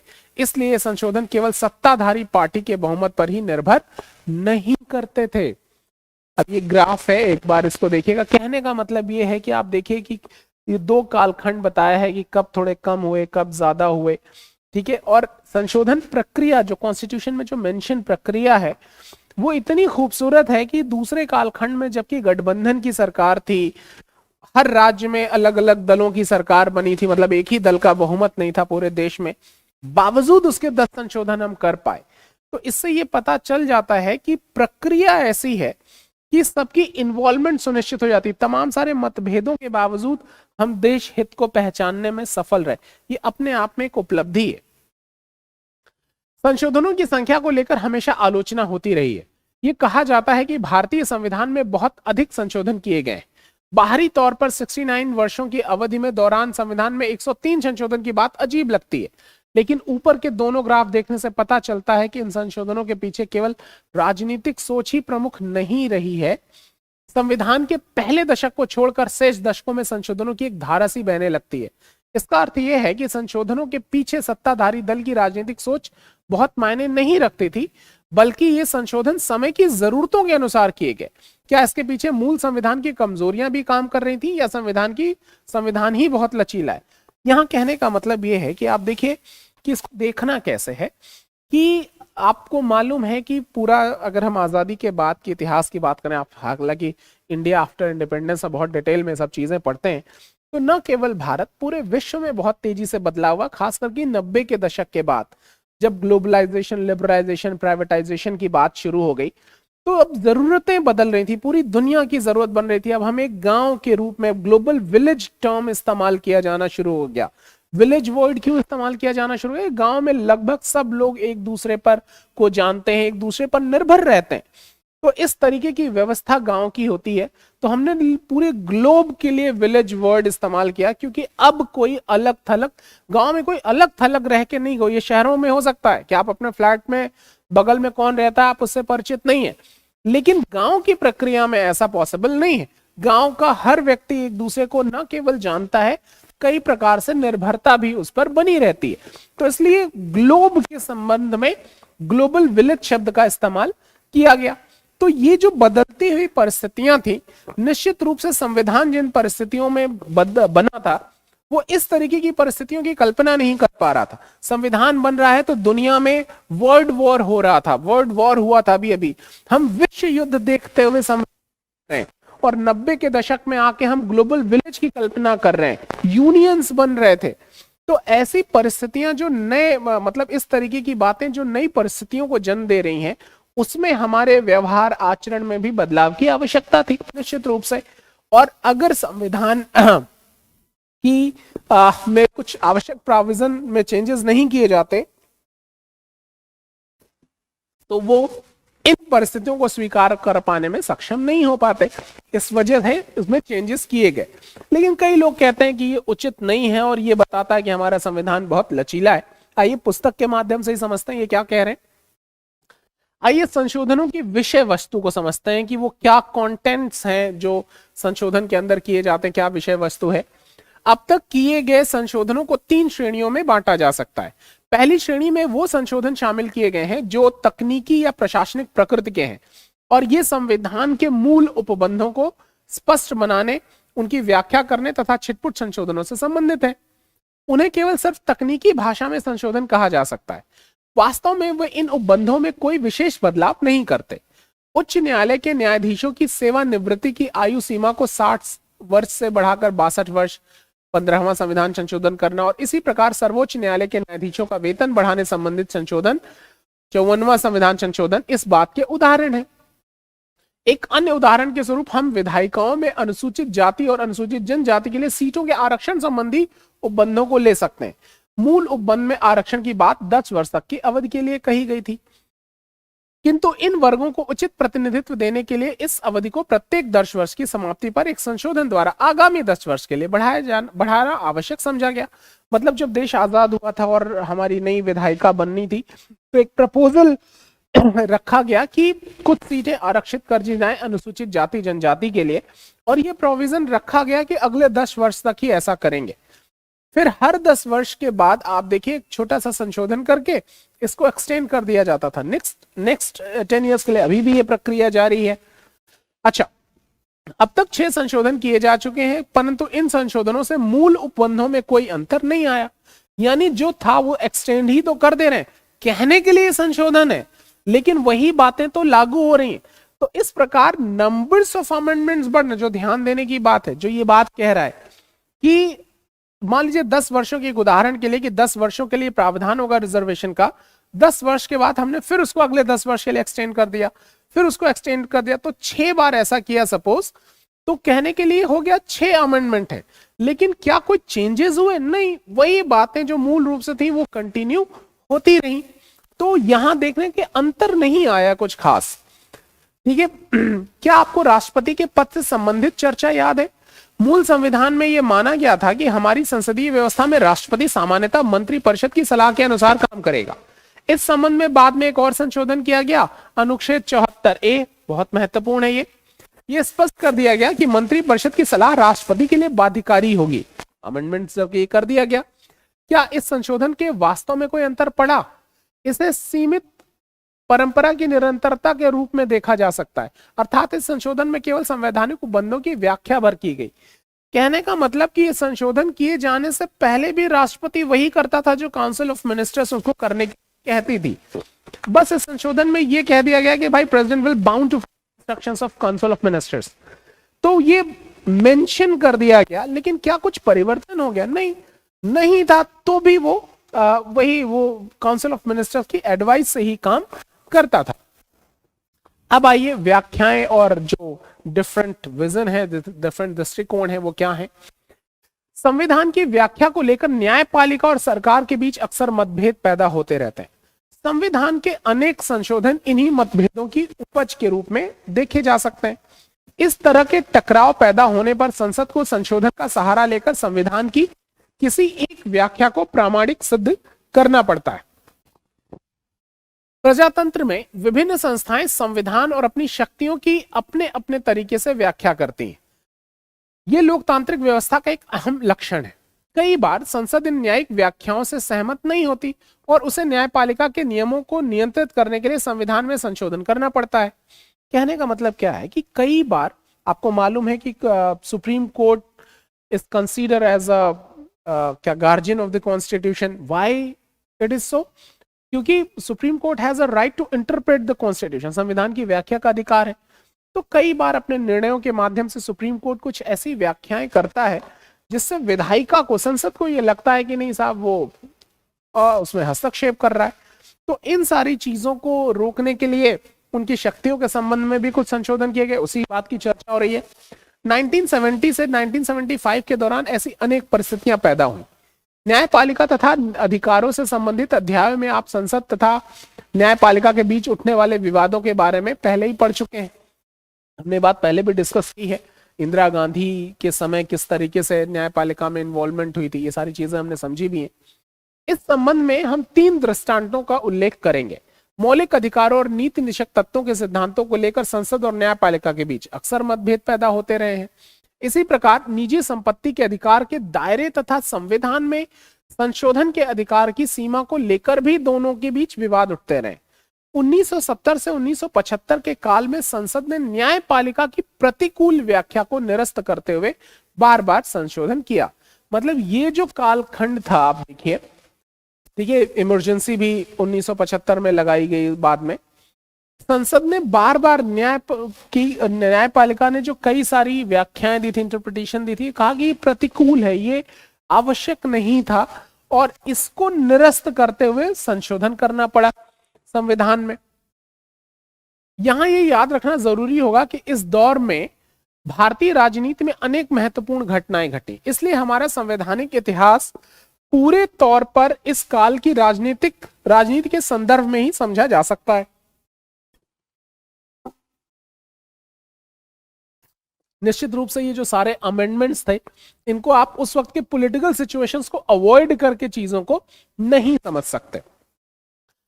अगले वर्ष स्वतंत्र भारत के राजनीतिक इतिहास का अध्ययन करते समय आपको इस बात, अच्छा ठीक है, अब आइए राजनीतिक आम सहमति के माध्यम से संशोधन, मतलब आम सहमति जब कैसे लोग आपसी कोऑर्डिनेशन से कर पाते हैं, इसको समझते हैं। बहुत से संशोधन ऐसे हैं जिन्हें राजनीतिक दलों की आपसी सहमति का परिणाम माना जा सकता है। एक अर्थ में कहा जा सकता है कि यह संशोधन तत्कालीन राजनीतिक दर्शन और समाज की आकांक्षाओं को समाहित करने के लिए किए गए थे। वास्तव में 1984 के बाद किए गए अनेक संशोधन इसी श्रेणी में रखे जा सकते हैं। मतलब ये ऐसे संशोधनों का जिक्र कर रहे हैं जिसमें आपसी मतभेद के बावजूद भी राजनीतिक दल उन संशोधनों पर एकमत हो गए थे। तो ये ऐसा इसलिए क्योंकि राष्ट्रीय मुद्दे, राष्ट्रीय भावनाएं ज्यादा प्रबल थी। यहां एक बार पुनः पिछले प्रश्न को याद करें कि गठबंधन सरकारों के बावजूद इतने संशोधन क्यों किए गए। इस प्रश्न का उत्तर यह है कि इनमें से कई संशोधनों के पीछे व्यापक आम सहमति काम कर रही थी। मतलब लोगों की भी डिमांड थी कि साहब ये अमेंडमेंट किए ही जाने चाहिए। राजनीतिक उथल पुथल के इस दौर में हम अनेक संशोधनों को आकार लेते देख सकते हैं। संशोधनों के इस दीर्घ क्रम की शुरुआत दल बदल विरोधी कानून से हुई थी। दल बदल विरोधी कानून के अलावा इस काल में मताधिकार की आयु को 21 वर्ष से 18 वर्ष करने के लिए संविधान में 61वां संशोधन हुआ। ये सवाल पूछा भी गया है कि वो कौन से अमेंडमेंट के थ्रू क्या कहते हैं वोट देने के राइट को 21 वर्ष से घटाकर 18 वर्ष कर दिया गया। दैट इज 61वां संशोधन था। 73वां और 74वां हमने पिछली क्लास में पढ़ा था कि इसमें भी सबकी आम सहमति थी। पंचायतों और म्यूनिसिपल कॉर्पोरेशन को जो हमारी लोकल गवर्नमेंट थी उनको संवैधानिक महत्व दिया गया। इस काल में नौकरियों में आरक्षण की सीमा बढ़ाने और प्रवेश संबंधी नियमों को स्पष्ट करने के लिए भी संशोधन किए गए। सन 1992-93 के बाद इन कदमों को लेकर देश में एक आम सहमति का माहौल पैदा हुआ और इन मुद्दों से संबंधित संशोधन पारित करने में कोई खास दिक्कत नहीं आई, क्योंकि आप देखिए ये वो मुद्दे थे जिस पे पूरे देश की जनता में एक आम सहमति थी, किसी तरीके का कोई विरोध नहीं था। यही वजह है कि पूरे देश में गठबंधन सरकारें होने के बावजूद, केंद्र में गठबंधन सरकार है और लगभग राज्यों में अलग अलग दलों की सरकार होने के बावजूद भी इस तरीके के संशोधन आराम से होते रहे। अब आइए विवादास्पद संशोधन कौन से थे, डिस्प्यूट जिसमें था जिन अमेंडमेंट्स में। हमारी अब तक की चर्चा से यह भावना पैदा नहीं होनी चाहिए कि संविधान में संशोधन करने के प्रश्न पर आज तक कोई विवाद पैदा नहीं हुआ। मतलब ये कोई गलतफहमी में मत आएगा कि अलग अलग दलों की सरकार थी, गठबंधन सरकार थी, बावजूद उसके हम कर पा रहे तो हमारी कितनी आम सहमति है, कोई विवाद नहीं होता, ऐसा नहीं है। विवाद के भी उदाहरण आ गए आपके सामने। सच्चाई ये है कि 70 से 80 के दशक में इन संशोधनों को लेकर विधि और राजनीति के दायरों में भारी बहस छिड़ी थी।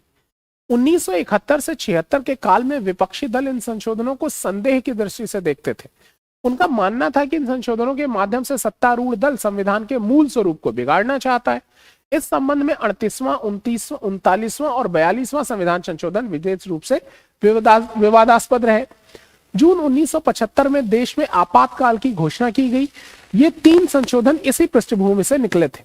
ठीक है, पूरी स्टोरी आप जब आपातकाल पढ़ेंगे आप समझ पाएंगे किस परिस्थिति में ये सारी चीजें। सर इंदिरा गांधी जी की सरकार थी, लगातार विरोध हो रहा था कई मोर्चों पर उनका, और इन्हीं देश में आपातकाल घोषित किया गया इन सारी परेशानियों से बचने के लिए। इसको हालांकि राजनीतिक कारणों से प्रभावित माना जाता था 1975 के आपातकाल को।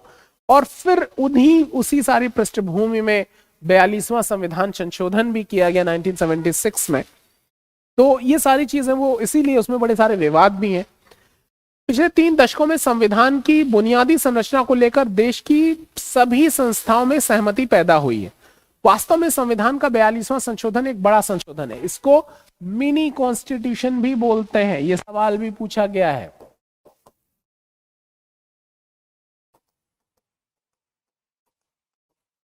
लघु संविधान 42nd amendment is known as mini constitution. सबसे बड़ा संशोधन है। इसे संविधान को गहरे स्तर पर प्रभावित किया। एक प्रकार से यह सर्वोच्च न्यायालय द्वारा केशवानंद मामले में दिए गए निर्णय को भी चुनौती थी। केशवानंद भारती बहुत महत्वपूर्ण केस है और 42वां संविधान संशोधन कई मामलों में उसको भी चुनौती देता हुआ नजर आता है। यहां तक कि इसके तहत लोकसभा की अवधि को भी 5 वर्ष से बढ़ाकर 6 वर्ष कर दिया गया। देखिए ये भी एक सवाल बनता है कि वो कौन से संशोधन से लोकसभा की अवधि को 5 वर्ष से 6 वर्ष कर दिया गया था। आपने मूल कर्तव्यों के बारे में अवश्य पढ़ा होगा, जो फंडामेंटल ड्यूटीज है। कहां पर मेंशन है फंडामेंटल ड्यूटीज? पार्ट 4 आर्टिकल, कोई बताएगा? ठीक है, आपको मालूम है कि fundamental duties were not in our constitution from the beginning, these were added in our constitution in 1976 by 42nd amendment.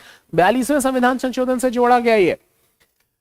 तो संविधान का 42वां संविधान संशोधन न्यायपालिका की समीक्षा शक्तियों पर भी प्रतिबंध लगाता है। ये कहा जाता है कि इस संशोधन के द्वारा संविधान के एक बड़े मौलिक हिस्से को नए सिरे से लिखा गया।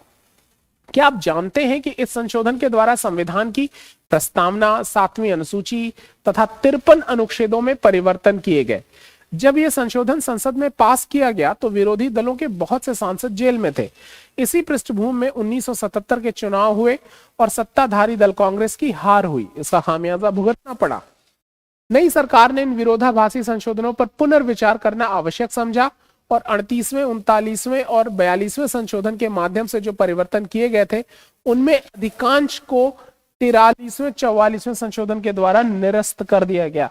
स्पेशली जो क्या कहते हैं 44वां संविधान संशोधन था 1978 में आया ये, तो उससे इसको निरस्त किया गया। संशोधनों के माध्यम से संवैधानिक संतुलन को पुनः लागू किया गया।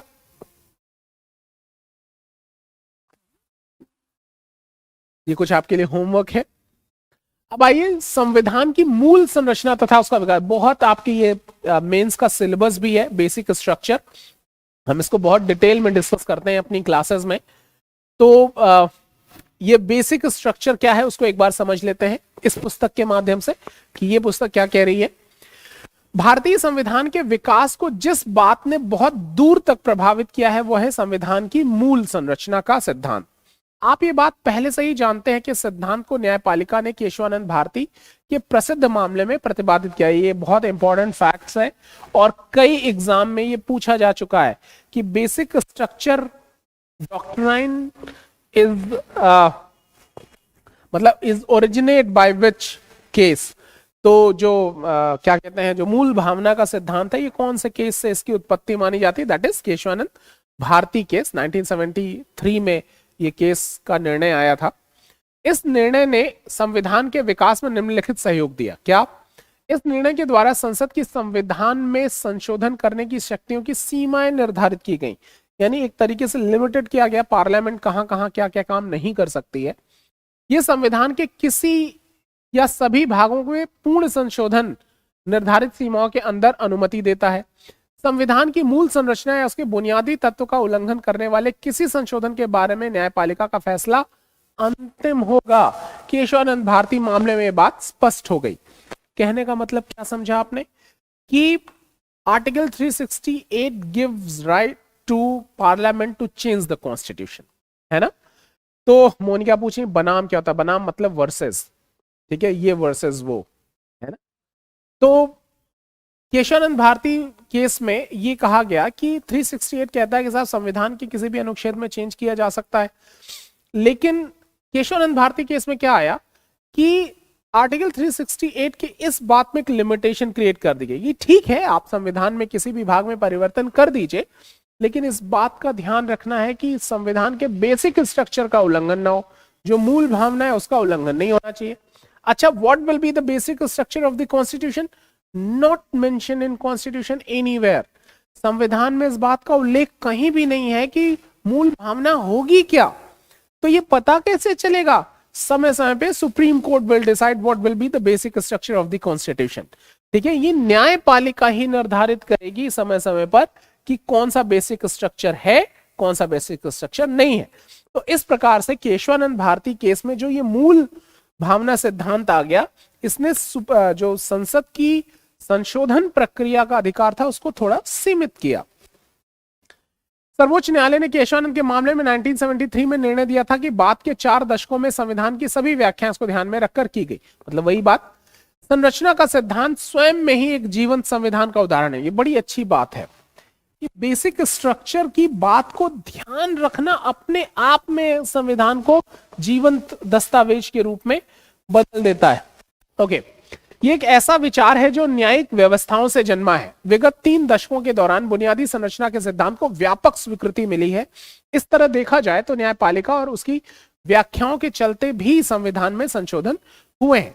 सभी जीवन संविधान बहस, तर्क वितर्क, प्रतिस्पर्धा और व्यावहारिक राजनीति की प्रक्रिया से गुजर कर ही विकसित होते हैं। बहुत महत्वपूर्ण बात, अगर इन चीजों को माइनस कर दिया जाए तो निश्चित रूप से संविधान कभी भी विकास नहीं करेगा। ओके, 1973 के बाद न्यायालयों ने कई मामलों में बुनियादी संरचना के तत्वों को निर्धारित करने का प्रयास किया है। एक अर्थ में बुनियादी संरचना के सिद्धांत से संविधान की कठोरता और लचीलेपन का संतुलन और मजबूत ही हुआ है।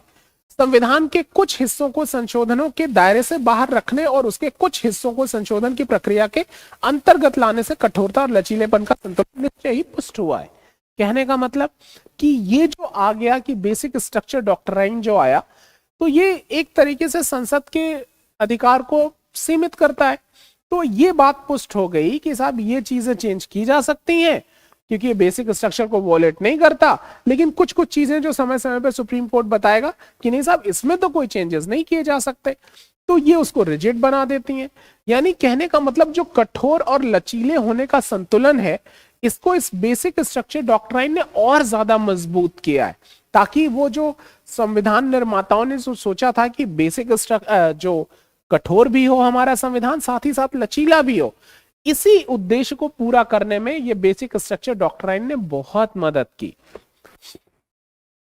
अब संविधान की समीक्षा, ये सारी चीजें एक बार जरूर पढ़ लीजिएगा।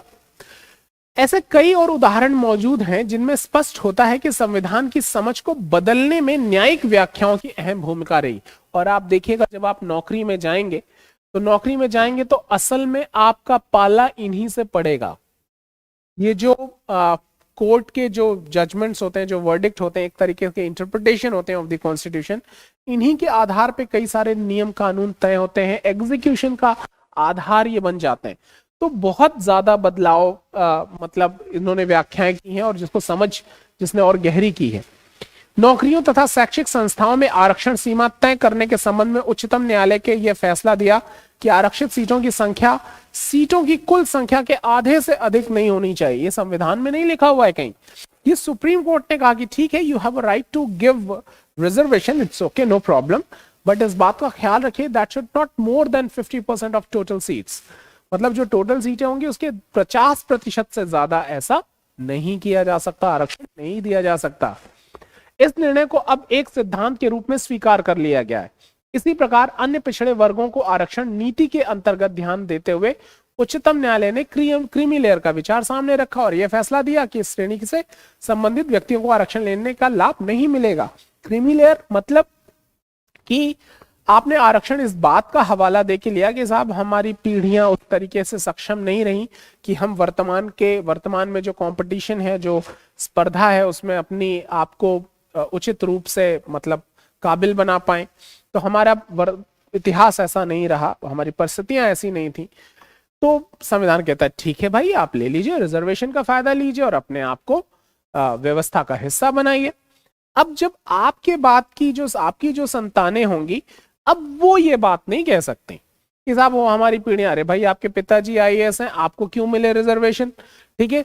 तो आपके बच्चे, आपको रिजर्वेशन का फायदा मिला क्योंकि आपके पिताजी किसान थे या किसी तरीके से मजदूरी करके कमाया, आप IAS बन गए। अब आपको OBC का फायदा मिला, आप IAS बन गए। अब आपकी संतान चाहे कि वो भी OBC का फायदा ले, नहीं, अब वो क्रीमी लेयर का हिस्सा होगा। और ये बात भी संविधान में के संशोधन द्वारा नहीं तय हुई, ये सुप्रीम कोर्ट के वर्डिक्ट द्वारा तय हुई, उसकी अपनी व्याख्याओं से ये बात तय होती है। इसी तरह न्यायपालिका ने शिक्षा, जीवन स्वतंत्रता और अल्पसंख्यक समूहों की संस्थाओं की स्थापना और उनके प्रबंधन के अधिकारों के उपबंधों में अनौपचारिक रूप से कई संशोधन किए हैं। इन उदाहरणों से आर्टिकल 21 का उदाहरण सबसे महत्वपूर्ण उदाहरण है, जो मेनका गांधी का है।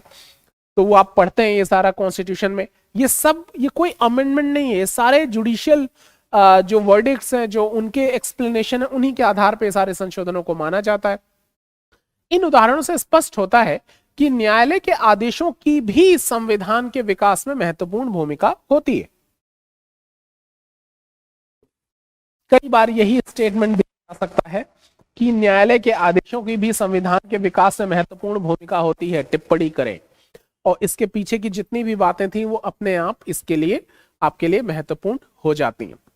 ये बहुत जरूरी है कि आप इसको इस तरीके से समझें, और NCERT का महत्व ऐसे ही प्रश्नों में आता है, ठीक है। अब आइए, संविधान एक जीवंत दस्तावेज है, कैसे समझ लेते हैं। हमने संविधान को एक जीवंत दस्तावेज माना है। इसका क्या अर्थ है? लगभग एक जीवित प्राणी की तरह यह दस्तावेज समय समय पर पैदा होने वाली परिस्थितियों के अनुरूप कार्य करता है।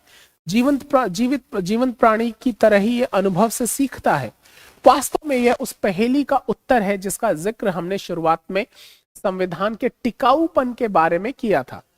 समाज में इतने सारे परिवर्तन होने के बाद भी हमारा संविधान अपनी गतिशीलता, व्याख्याओं के खुलेपन और बदलती परिस्थितियों के अनुसार परिवर्तनशीलता की विशेषताओं के कारण प्रभावशाली रूप से कार्य कर रहा है। यही लोकतांत्रिक संविधान का असली मापदंड। वाकई इस बात से आप में से कोई भी असहमति नहीं बताएगा जिन जिन जैसी जैसी परिस्थितियां हमारे संविधान के सामने आई हमारे समाज में, हमारे संविधान ने उसको स्वीकार किया। और जहां जहां ये जरूरत पड़ी कि समाज के विकास में कोई कॉन्स्टिट्यूशनल प्रोविजन रुकावट पैदा कर रहे हैं, उसको इमीडिएट हटाया। जैसे राइट टू प्रॉपर्टी को हटाया गया। कई बार ऐसा लगा कि नहीं साहब, कई सारे प्रोविजन जोड़े जाने की आवश्यकता है, उसको जोड़े जाने में संविधान ने संकोच नहीं किया। जैसे right to education article 21A के तहत। ऐसे numbers of examples we have in our constitution. पूरे संविधान ऐसे उदाहरणों से भरा पड़ा हुआ है जिसने हमारे परिस्थितियों को स्वीकार किया, हमारी आवश्यकताओं को स्वीकार किया। और ये सारी बातें ये बताने में पर्याप्त हैं कि हमारा संविधान एक जिंदा दस्तावेज है। जैसे जिंदा चीजों में परिवर्तन होता है, परिस्थितियों के अनुसार वो आचरण करते हैं, हमारे संविधान ने बिल्कुल वैसे ही लक्षण है। वो उसने बदलाव को स्वीकार किया, बदलाव हुआ उसमें हमेशा उन परिस्थितियों के प्रति वो उदार रहा, उसको स्वीकार करने में कभी उसने संकोच नहीं किया। लोकतंत्र में व्यावहारिकताएं और विचार समय समय पर विकसित होते रहते हैं और समाज में इसके अनुसार प्रयोग चलते रहते हैं। कोई भी संविधान जो प्रजातंत्र को समर्थ बनाता हो और नए प्रयोगों के विकास का रास्ता खोलता हो, वह केवल टिकाऊ ही नहीं होता बल्कि अपने नागरिकों के बीच सम्मान का पात्र भी होता है। महत्वपूर्ण सवाल यह है कि क्या संविधान खुद का और लोकतंत्र का संरक्षण करने में सक्षम है? अब ये बहुत महत्वपूर्ण सवाल है। ये भी जा सकता है कि क्या संविधान स्वयं की सुरक्षा कर सकता है? क्या वो लोकतंत्र को संरक्षित करने में सफल हो सकता है? तो क्या कह रही किताब, इसी से समझते हैं। पिछले 6 दशकों के दौरान देश की राजनीति तथा संवैधानिक विकास के मामले में बहुत ही महत्वपूर्ण परिस्थितियां पैदा हुई। इस अध्याय में हम उनमें से कुछ परिस्थितियों का उल्लेख कर चुके हैं।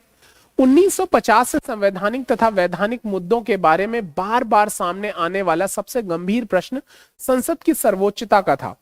संसदीय लोकतंत्र में संसद देश की जनता का प्रतिनिधित्व करते हैं और इसलिए ऐसा माना जाता है कि कार्यपालिका तथा न्यायपालिका पर इसको वरीयता प्राप्त है। इसी प्रकार संविधान में सरकार के अन्य घटकों को भी शक्तियां प्रदान की गई हैं। इसलिए अपेक्षा की जाती है कि संसद की सर्वोच्चता इस ढांचे के अंतर्गत ही हो। प्रजातंत्र का अर्थ केवल वोट तथा जनप्रतिनिधियों तक ही सीमित नहीं है। प्रजातंत्र का अर्थ है विकासशील संस्थाओं से है और इनके माध्यम से ही वो कार्य करता है। सभी राजनीतिक संस्थाओं को लोगों के प्रति उत्तरदायी होना चाहिए और दोनों को एक दूसरे के साथ मिलकर चलना चाहिए। कहने का मतलब कि जो भी अथॉरिटीज, जो भी ऑर्गेनाइजेशंस, जो भी संस्थाएं हमारे देश में काम करती हैं, वो सारी की सारी under the provision of constitution काम करती हैं। ये एक बड़ी महत्वपूर्ण चीज है और यही अपने आप में सक्षम है कि आप इसी संविधान के माध्यम से वो न केवल विधायिका, कार्यपालिका, न्यायपालिका को रेगुलेट करता है बल्कि निर्देश भी देता है कि क्या करने की आवश्यकताएं हैं। वो न केवल राजनीतिक दलों की उत्पत्ति में सहायक है, उनके स्वतंत्र विचारधारा में सहायक है, उनके बीच मतभेदों को दूर करने में भी वो रास्ता दिखाता रहता है समय समय पर। तो अलग अलग आवाजों को भी बल देता है हमारा संविधान और हमारे संविधान के ऐसे प्रावधान हैं जो उन सभी आवाजों को एक सुर में लाने में भी सक्षम है, उनको एक देश की आवाज बना पाने में भी सक्षम है। न्यायपालिका का कंट्रीब्यूशन क्या है, योगदान क्या है, उसको समझ लेते हैं। न्यायपालिका तथा संसद के विवाद के दौरान संसद का मानना था कि उसके पास गरीब, पिछड़े तथा असहाय लोगों के हितों की रक्षा के लिए कानून बनाने की शक्ति मौजूद है। न्यायपालिका ने इस बात पर जोर दिया कि ये सब कार्यकलाप संवैधानिक ढांचे के अंतर्गत किए जाने चाहिए और जनहित के उपाय विधिक सीमाओं के बाहर नहीं होने चाहिए, क्योंकि एक बार कानून की सीमाओं से बाहर जाने की छूट मिलने पर सत्ताधारी उसका दुरुपयोग भी कर सकते हैं। प्रजातंत्र में जितना महत्व जन कल्याण को दिया गया है, उतना ही ध्यान इस बात पर देना पड़ता है कि सत्ता का दुरुपयोग न होने पाए। बात सही है। यहाँ कई बार ये डिस्प्यूट्स आते हैं। विधायिका, जो कि जनता के द्वारा चुने गए प्रतिनिधियों का समूह है, वो कहते हैं कि साहब हमको गरीबी, तमाम सारी बेरोजगारी, इन सारी समस्याओं से निपटना होता है, तो हमको उसके संदर्भ में कानून बनाने की आवश्यकता है। न्यायपालिका कहती है बिल्कुल जी बनाओ, कोई दिक्कत नहीं है, लेकिन इस बात का भी ध्यान रखना है कि वो जो विधिक सीमा है, जो संवैधानिक दायरे हैं, उसके अंदर ही होना चाहिए, उसका अतिक्रमण नहीं होना चाहिए। और इस एक बात से क्या हो गया कि एक अंकुश लग गया। आप देखिए हमारे संविधान की खूबसूरती ये है कि किसी भी संस्थान को सर्वोच्च शक्तिमान नहीं बनाया, एक एंगल जरूर लगा देता है जो उसको फंसाए रखे। और ये बड़े खूबसूरत खूबसूरती से इस सारे समन्वय को, इस सारे कोऑर्डिनेशन को ये एस्टैब्लिश कर पाता है और इस बात को सुनिश्चित कर पाता है कि जो भी सत्तारूढ़ दल है वो अपनी सत्ता का दुरुपयोग न कर पाए, अपनी पावर का दुरुपयोग न कर पाए। भारतीय संविधान की सफलता इन तनावों को सुलझाने में ही निहित है कि सत्ता दुरुपयोग न हो सके। न्यायपालिका ने केशवानंद के मामले में संविधान की भाषा पर ही नहीं बल्कि उसकी आत्मा के आधार पर निर्णय दिया। संविधान पढ़ने पर आपको संविधान के मूल ढांचे के बारे में कहीं उल्लेख नहीं मिलेगा। मैंने बताया कि what will be the basic structure of the constitution that is not mentioned in our constitution anywhere. पूरे संविधान में कहीं भी हमारे संविधान का क्या मूल भावना होगी, बेसिक स्ट्रक्चर क्या होगा, इसका उल्लेख नहीं है। संविधान में ऐसा कहीं भी नहीं कहा गया है कि उसका फला भाग मूल संरचना का हिस्सा है। इस प्रकार मूल संरचना न्यायपालिका द्वारा स्वयं विकसित की गई अवधारणा है। समय समय पर supreme court will decide which what will be the basic structure of the constitution. मतलब वही चीज कि क्या होगा मूल भावना, इसका सारी जिम्मेदारी किसको दी गई है, ये कौन डिफाइन करेगा? न्यायपालिका, विशेषतः सुप्रीम कोर्ट। न्यायपालिका ने इस अवधारणा को कैसे विकसित किया? पिछले 4 दशकों के दौरान अन्य संस्थाओं ने इसे किस प्रकार अपनाया?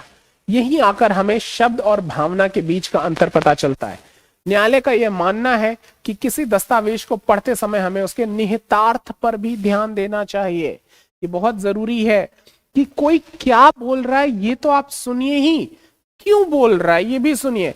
अब आप में से अगर कोई ये सोचेगा कि मैं 11वीं क्लास को पढ़ा रहा हूं तो शायद उसके उद्देश्य पूरे ना हो, तो पढ़ हमें 11वीं क्लास की किताब रहे हैं, लेकिन इसके निहितार्थ क्या है, उद्देश्य क्या है, कि आपको अफसर बनाने में ये बातें कैसे मदद करेंगी जो आप मेन स्ट्रीम में अपने रेगुलर स्टडीज में पढ़ते हैं, जो टेक्निकल स्टडीज करते हैं, उनको ये बातें कैसे आसान बनाएंगी। तो जब इसके निहितार्थ आप समझते हैं, जब इसमें छुपे हुए ऑब्जेक्टिव्स पे आपका ध्यान रखने, कहने का मतलब आसान भाषा में कि कोई क्या बोल रहा है इस पे तो आप ध्यान दीजिए ही दीजिए, साथ में इस बात पर भी ध्यान दें कि वो ऐसा क्यों बोल रहा है, तो आप ज्यादा अच्छी अपनी समझ को विकसित कर पाएंगे।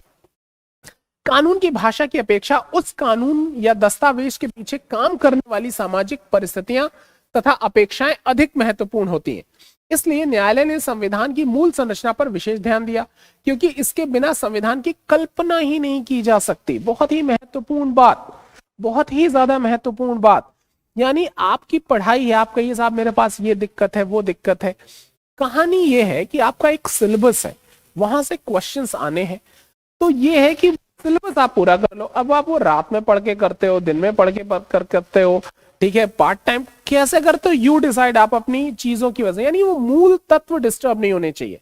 कि मान लीजिए समहाउ आपको 8 आवर्स की जरूरत है, समहाउ आप वो मैनेज करो, आप अपनी परिस्थितियों के अकॉर्डिंग देखो वो। तो अगर वो मूल चीजें डिस्टर्ब ना हो तो कोई फर्क नहीं पड़ता कि आप सिनेमा देखते हो कि नहीं, आप शादी ब्याह में जाते हो, नहीं आप सोशल हो कि सोशल नहीं हो। ये सारी बातें एकदम से सेकेंडरी हो जाती हैं अगर समहाउ आपने वो 8 आवर्स 7 आवर्स क्वालिटी टाइम अपनी पढ़ाई को दे दिया, फिर बाकी चीजें अपने आप अपना महत्व खो देती हैं। तो मूल भावना आपने मेंटेन कर ली, आपके सिलेक्शन को कोई नहीं रोक सकता, चाहे परिस्थितियां कैसी भी हो। तो संविधान की मूल भावना, यानी आखिर बनाए क्या गया, हम भारत के लोग, हम भारत के लोगों के विकास को सुनिश्चित करना है। तो हर वो बात जो पीपल ऑफ इंडिया जब हम कहते हैं तो हम सब, चाहे आप किसी भी जाति धर्म संप्रदाय के हो, आप आदमी हो, औरत हो, अमीर हो, गरीब हो, तो हम सबकी डेवलपमेंट को सुनिश्चित हो पा रहा है या नहीं हो पा रहा है। तो ऐसी कोई भी बात, कोई भी भावना जो we the people of India के स्ट्रक्चर को चोट पहुंचाती है, वो खतरनाक है, संविधान की मूल भावना का उल्लंघन करती है। आपको लगता है इसको लिखे जाने की आवश्यकता है? बिल्कुल जरूरत नहीं है, वो समय समय पर परिभाषित होते रहेगा। और बड़ी अच्छी बात है, ये जिम्मेदारी न्यायपालिका को दी गई है। अब आइए जो मेच्योरिटी ऑफ पॉलिटिशियंस हैं उनको समझने की कोशिश करते हैं, राजनीतिज्ञों की परिपक्वता। उपयुक्त अनुच्छेद में न्यायपालिका के बारे में की गई हमारी चर्चा से एक और तथ्य उजागर होता है। 1967 से 1973 के दौरान पैदा हुए कटु विरोधाभासों के दौर में संसद तथा कार्यपालिका ने एक संतुलित तथा दीर्घकालीन समाधान की आवश्यकता को महसूस किया। केशवानंद के मामले में सर्वोच्च न्यायालय निर्णय के बाद न्यायालय द्वारा इस पर पुनर्विचार करने के प्रयास किए गए। जब ये सारे प्रयास विफल रहे तो 42वां संविधान संशोधन किया गया और संसद की सर्वोच्चता स्थापित की गई। लेकिन मिनर्वा मिल प्रकरण 1980 में न्यायालय ने अपने पहले लिए गए निर्णय को पुनः दोहराया। इसलिए केशवानंद मामले में निर्णय दिए जाने के 4 दशकों के बाद भी संविधान की व्याख्या में इस निर्णय ने सर्वाधिक महत्वपूर्ण भूमिका अदा की। राजनीतिक दलों, राजनेताओं, सरकार तथा संसद के ने भी मूल संरचना के संवेदनशील विचार को स्वीकृति प्रदान की। यद्यपि संविधान की समीक्षा की बात चलती रहती है, लेकिन यह प्रक्रिया संविधान की मूल संरचना के सिद्धांत द्वारा निर्धारित सीमाओं के परे नहीं जा सकती। क्या मतलब, क्या समझा हमने? इसका मतलब ये कि ठीक है कि केशवानंद भारती में कुछ डिसीजन दिया, फिर उस पर पुनर्विचार किए, लेकिन उसमें यह लग रहा था कि नहीं साहब न्यायपालिका ताकतवर हो रही है, तो फिर 42वां संविधान संशोधन आया जिसने ये कहा कि नहीं साहब सुपर जो होगा वो पार्लियामेंट होगी, वो न्यायपालिका से सुपर होगी। ये सब चलता रहा। बाद में न्यायपालिका ने फिर उसी 42वें अपनी क्या चीजें, अपनी चीजों को दोहराया, अपने निर्णय को दोहराया जो उन्होंने केशवानंद भारती के समय निर्णय दिया था। ये चलता रहा। ये चलने के बाद अब धीरे धीरे इस बात पे सभी एकमत हो गए कि साहब मूल भावना का उल्लंघन नहीं होना चाहिए। ठीक है, ये खूबसूरत चीज है। संविधान सभा के सदस्य भी इस आदर्श अर्थात व्यक्ति की गरिमा और आजादी के सामाजिक आर्थिक समानता, राजनीति की खुशहाली और राष्ट्रीय एकता में विश्वास करते थे। ये आदर्श आज भी धूमिल नहीं पड़ा है। यही कारण है कि आधी सदी गुजर जाने के बाद भी लोग संविधान का सम्मान करते हैं और उसे महत्व देते हैं। जनता की चेतना को निर्देशित करने वाले ये बुनियादी मूल्य आज भी उतने ही कारगर हैं। ठीक है, यही वो वजह है कि हमने संविधान की मूल भावना से कभी भी समझौता नहीं किया। बेसिक स्ट्रक्चर का सम्मान किया हम सभी ने, चाहे वो न्यायपालिका हो, कार्यपालिका हो, विधायिका हो। तो यही वजह है कि जो उद्देश्य था कॉन्स्टिट्यूशन मेकर्स का, वो आज भी वैसे ही है। वो जरा सा भी डाइल्यूट नहीं हुआ, जरा सा भी हल्का नहीं हुआ। तो कुल मिला के इन सारी बातों का कंक्लूजन क्या होता है, निष्कर्ष क्या होता है, इसको थोड़ा समझते हैं। बुनियादी संरचना में कौन कौन से तत्व निहित हैं, इस बात को लेकर अभी तक अनिर्णय की स्थिति बनी हुई है। इन बहसों के चलते रहने से कोई बुराई नहीं है। आप देखिए, अगर ये डिस्कशंस हो रहा है तो इट्स ओके, कोई प्रॉब्लम नहीं है, बहस होते रहने चाहिए, जरूरत है इसकी। हमें ये बात हमेशा याद रखनी चाहिए कि बहस और मतभेद लोकतांत्रिक राजनीति के अनिवार्य अंग हैं। अगर जब वाद विवाद होगा, उसी से संवाद निकलता है। आप अपनी कहिए, मैं अपनी कहूं, और फिर उसके बाद एक तीसरी बात निकल के आती है जो हमारे आप सभी के हितों को सुनिश्चित करती है। केवल एक तरफा बातें होती रहें, निश्चित रूप से वो विकास को तो प्रोत्साहित नहीं करेगा, वो डेवलपमेंट को प्रमोट करने वाली बात नहीं होगी। हम सबकी सुनी जानी चाहिए, हम सबकी कही जानी चाहिए। तो ये बहुत महत्वपूर्ण चीज है। साथ ही हमारे राजनीतिक दलों और नेतृत्व ने भी इस बहसों के मामले में परिपक्वता का परिचय दिया। इस बात की भी तारीफ करेंगे। तमाम चुनौतियों के बावजूद, तमाम दिक्कतों के बावजूद हम अपने राजनीतियों की तमाम आलोचनाएं भी करें, जरूरी भी है वो, लेकिन उन सब के बावजूद इस बात की तो तारीफ करेंगे कि इस मूल भावना का जो डिस्कशन वाली चीजें हैं, उस पे अभी तक तो थैंकफुली चीजें रुकावट नहीं आई है। और ये हमारे आपके लिए भी पैरामीटर है कि हम देख पाए कि कौन सी सरकारें, कौन सी सत्ता पक्ष के लोग क्या वाद विवाद पे रोक लगा रहे, क्या डिस्कशन पे रोक, वैचारिक मतभेदों के होने के बावजूद क्या हमको हमारा पक्ष रखने का अधिकार नहीं है। तो हम इसको लोकतंत्र की कसौटियों पर अगर कसते रहेंगे तो ज्यादा बेहतर अनुभव होंगे हमारे। अच्छा, समझौतों और आदान प्रदान के बिना राजनीति नहीं चलती। वाकई बहुत महत्वपूर्ण बात है कि आपको कई बार समझौते करने पड़ते हैं, अपनी चीजों से समझौता करना पड़ेगा, दूसरे की बातें माननी पड़ेंगी, कई बार जरूरी होता है। ठीक है, कई बार कहते हैं ना कि बहस तो हार गए लेकिन संबंध जीत जाते हैं हम। तो ये बहस हार जाना हमेशा हार नहीं होती। तो ये जो बात है जिसको हमारा संविधान बहुत प्रमोट करता है, ये बहुत ही महत्वपूर्ण चीज है। अतिवादी रुख अपनाना सैद्धांतिक दृष्टि से ठीक हो सकता है, वैचारिक स्तर पर ऐसा करना काफी आकर्षक भी दिखता है, लेकिन राजनीति में सभी पक्षों को अपने अतिवादी विचारधाराओं और नजरियों को छोड़कर एक न्यूनतम साझी समझ विकसित करनी पड़ सकती। कई बार हो सकता है कि मैं बिल्कुल ठीक हूं, हर लिहाज से ठीक हूं, लेकिन सामने वाले की समझ की भी मुझे सम्मान करना पड़ेगा। हो सकता है उसकी अपनी परिस्थितियां मेरी मानने के लिए उसको मतलब वो ऐसे मौके नहीं दे रही कि वो मेरी बात माने। अगर मैं इस बात को नहीं समझूंगा कि मेरी बातें ठीक है, बहुत सही है, अब मैं न्यूट्रिशन डाइट किसी ऐसे व्यक्ति को बताऊं जिसके पास पेट भरने का भी स्थिति नहीं है, मैं उसको बताऊं कि बादाम काजू खाने के क्या फायदे हैं, तो मेरी बातें कहीं से गलत नहीं है, I am politically right, technically right. वो बादाम काजू के फायदे नुकसान की बात नहीं है, बात ये कि वो अफोर्ड कर सकता है कि नहीं। तो अगर मैं अपनी बातें ये सजेशन देने में उसकी स्थिति को निगलेक्ट कर दूं तो क्या मेरी बातों का बहुत महत्व है? तो मुझे इस बात का ख्याल रखना पड़ेगा कि मैं अपनी बातें, ठीक है मेरी बातें बड़ी सही है, कहीं भी गलत नहीं है, लेकिन क्या उस परिस्थिति में, अगले की परिस्थिति में वो एप्लीकेबल है? इस बात का सम्मान रखना बहुत जरूरी है हम सभी के लिए। और एक न्यूनतम साझी, ये जो बात कह रहे हैं कि न्यूनतम साझी समझ, मतलब हमको एक म्यूचुअल अंडरस्टैंडिंग मेंटेन करनी ही पड़ेगी कि वो भी समझे कि नहीं भैया आप कह तो ठीक रहे हैं लेकिन मेरी स्थिति ऐसी है, और मुझे भी लगे देखो यार बात तो यही है, आपको अपनी स्थिति में सुधार करने की आवश्यकता, मैं समझता हूं कि आप ये नहीं कर पाएंगे। तो ये फिर हम दोनों को एक दूसरे के प्रति सम्मान बढ़ाने में मदद करेगा, जो देश के विकास में बहुत जरूरी कदम है। इसके बिना लोकतांत्रिक राजनीति आगे नहीं बढ़ सकती। जाहिर सी बात है, हमारे यहाँ की जनता और राजनीतिज्ञों ने इस बातों को भली भांति समझा है। इसी मर्यादित व्यवहार के कारण हमारा लोकतांत्रिक संविधान सफल रहा है। सरकार के विभिन्न अंगों के बीच सर्वोच्च होने की प्रतिद्वंदिता हमेशा चलती रहेगी। जन कल्याण के अभिप्राय को लेकर भी उनके बीच द्वंद्व बना रहेगा, लेकिन अंततः निर्णय जनता के हाथों में ही है। वस्तुतः लोकतंत्र का उद्देश्य और लोकतांत्रिक राजनीति का अंतिम लक्ष्य जनता की आजादी और खुशहाली ही है। कई बार हम ये बातें कर चुके हैं। तो जब भी आपके सामने दुविधा हो किसी विचारधारा को लेकर, किसी नीति को लेकर, कानून को लेकर, राजनीतिक दल को लेकर, तो एक बार सवाल जरूर पूछिए कि ये जो बातें हैं वो क्या we the people of India के स्ट्रक्चर को मजबूत करती हैं, सपोर्ट कीजिए चाहे वो कोई हो, नहीं करती हैं विरोध कीजिए चाहे वो कोई हो। लोकतंत्र बना रहेगा, बाकी सारी चीजें अपने आप नरिश होती रहेंगी और हमारी डेवलपमेंट से हमको कोई नहीं रोक पाएगा। तो आज के क्लासेस का यही लव्व लुआब था, सारा कुछ यही था, यही कंक्लूजन था, यही सारी बातें थी, बहुत महत्वपूर्ण टॉपिक था। तो आज इतना ही। तो चलिए फिर मिलते हैं आपसे फिर अगले टॉपिक को लेकर। Thank you very much.